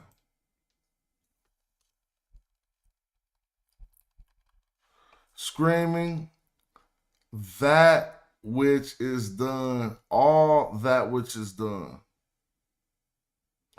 So now this the real reason why I'm trying to make sure this is banged into my brain, because think about it. When you say the one who, what if it was Kim? You can't say the one who black. See? Hold on, I'm saying. But if you say that which, see what I mean? And so This is why they got caught up with Kimu. Because you are saying the one who. But with Kim X, you got to say that which. Exactly. That's it occurs as if the T is making it abstract in this instance. All that is made or all that is done or all that is created. Now we see something. This should be negated. But this I think this is an error. This right here, I heard that Hurt talking about using a text where it was an error committed. But because it say to do all things, let's see if we got negation next. Something about not or don't. Yep, see, it ain't got no negation. She could not way back here. Everything that is done for a king in the room. So since it ain't no negation there, they knew just like I knew that that was an error. That's a preposition. It's not negation. So what happens is sometimes they translate these texts from hieratic and they use the N, but this isn't the proper N. This should be eret, ens.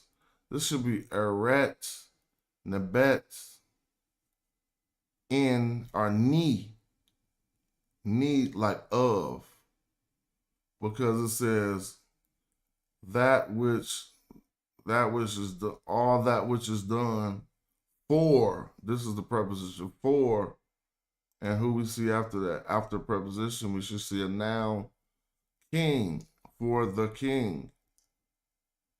Now, here's something.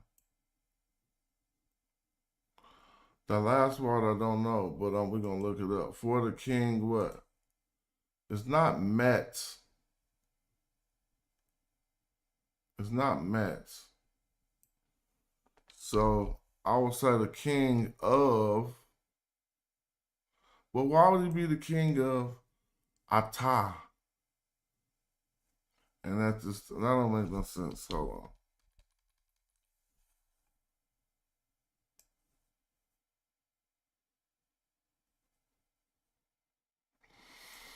So I would probably do, for the kings. This is gonna be one long word. Oh my gosh. Don't tell me this is, hold on. I know it ain't the eye paint stuff, but I know that this is a long word. Now I'm starting to think about it. And it do got the 3 drops. It's about a festival, but it's like matat. For the king's metat. Now, if I did that right, I'm going to be able to see.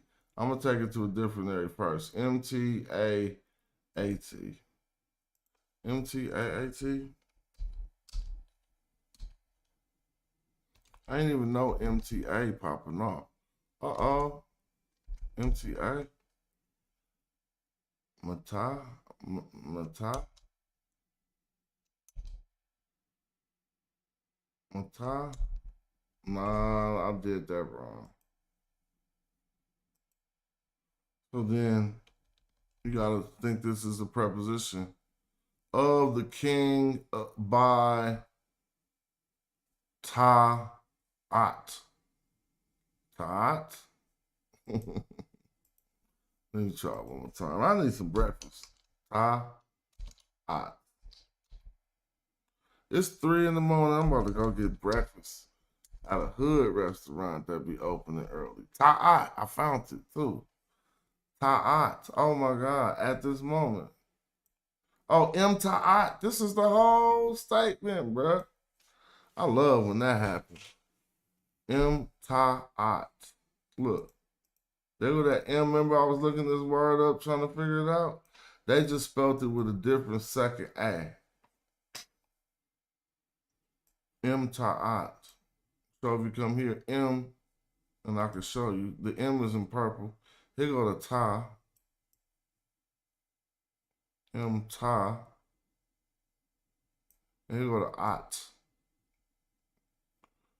Well, what did it mean, dude? Oh my gosh, what did it mean? No, it can't mean at this moment because it got a it's still M ta'at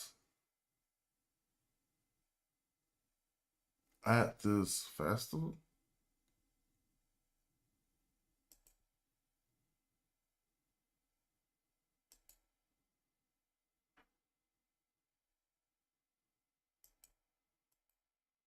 Oh, I got the translation. Let's see what they say. In the king's room, that's cool. What? The king's room. I'm tripping.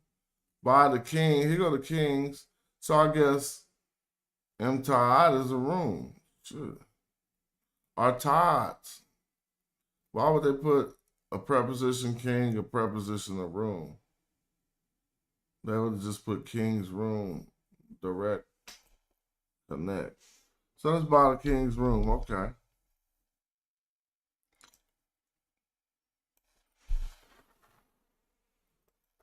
This is just a went on. You could call that a then too. This combination starting off could be then too. You know, thereby it's occur. I mean, thereby it's, or is it she? Since it was a she, thereby she. I'm gonna say thereby she upon. What happened? What's this next word? It's definitely got some feet with it, so I don't remember it though. It's like hen. I mean, I can just read their translation and go get breakfast. Who want to meet me for breakfast? Got me messed up. It's not hen, huh?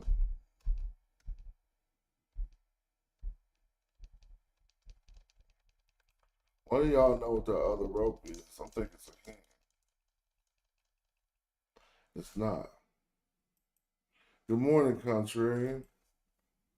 I'm just going to read the translation because it's too late.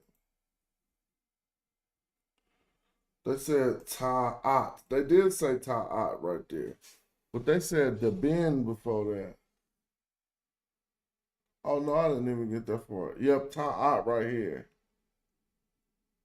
Nisu im ta'at. Okay. Now they said, in the king's room, she was going all around the room, but she could not find the place where it was done. She was going all around the room. So I said, and then she upon whatever this was. And this is the room again. So now I know what the room is. That M is a preposition. I gotta erase it. Because look, here go the same word for room. So now we say by the king by his room up here.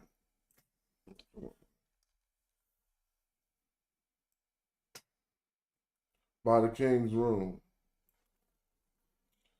So this, if this, then she,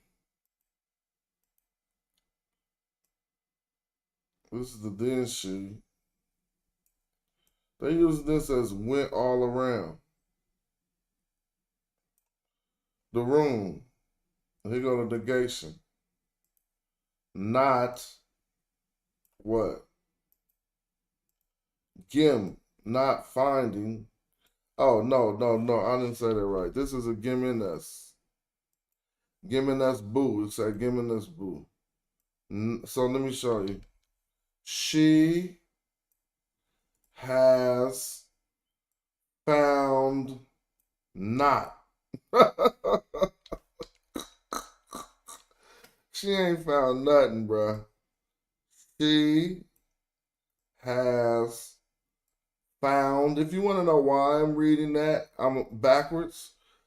Just Google S capital D M dot N dot F and then put form after that. It's called Sedimenta form. So she had found not. She ain't found nothing. But really, she have not found. Now, what's the next word? Y'all know this word. Boo is a place. So maybe they're going to say, well, this is she has not found the place. We got an Erie. Made, oh, he translated that wrong. The place one has made her there. Wow. Her and there. Man, they be having them old ass translations. So she ran all around the room and she couldn't find the place that somebody made for her there, bruh. Cut that out.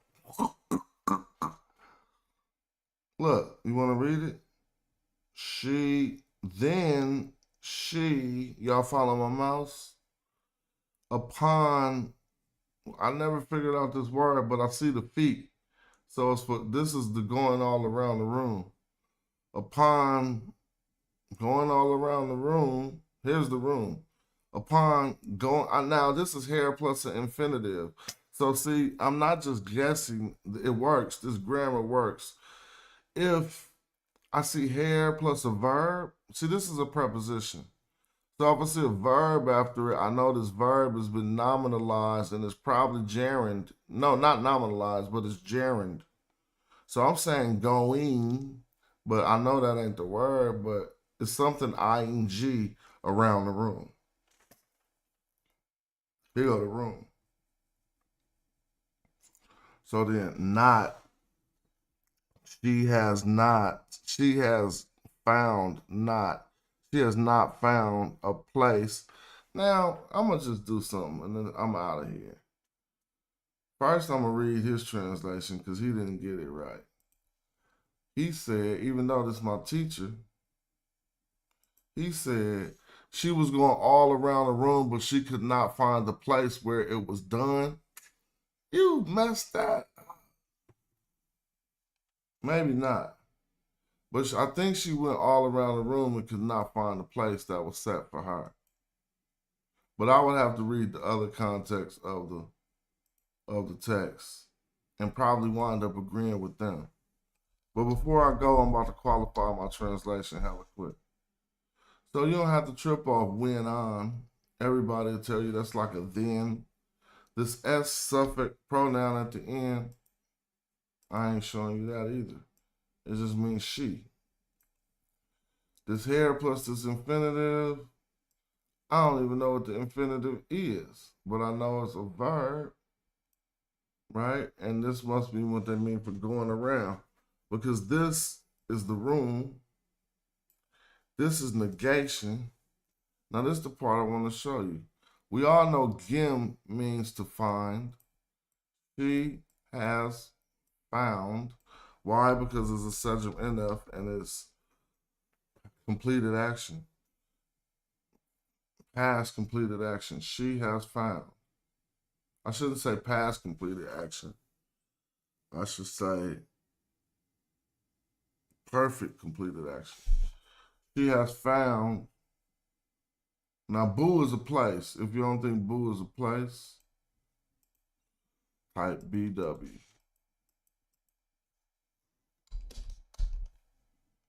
Another place. Place, okay? So she has found a place, but she has not found a place. Now, this does not say what he thought he said. And that's where he messed up. But how could he mess up on this? He's saying where it was done. Now tell me it was done has anything in the participle lessons. He messed that up. Look, I'm gonna try to show you. The glyph for negation. What is that one glyph for negation? That is an N. I can find it for you real quick. If you use JSS, you just type an N and then do the second N. Feel me? If you want to find it in the hieroglyphs, come to body parts.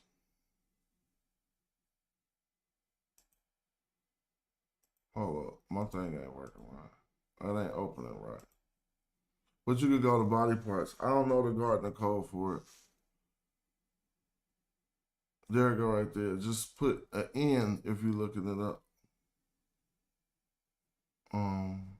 Here, I can find it for you real quick. I'll be one of these N's. So normally if I don't know the code, I just come to the dictionary with the letter in and find one rendition of it like I just found. Then go to the code. There it goes. So it's D35. D35. And notice this is negation too. Nefer N is still not.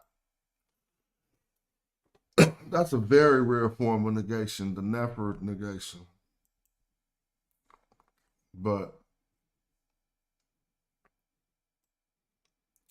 to find she has found a place. Did I look up Boo? We said it was a place. So this is where he messed it up. This is one who creates. Now, one has created. There, one has made her there. See? One has made her there. So it's a place that one made for her there. A place one has made. One has created.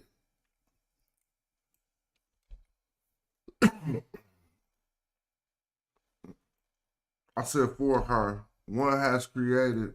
I just put the for in there. You can say one has created it there, but that wouldn't work. She has not found a place. One has created it there. All right, I appreciate y'all. 4-hour stream on the late night. Peace. I'm gonna go to IHOP, man. Peace.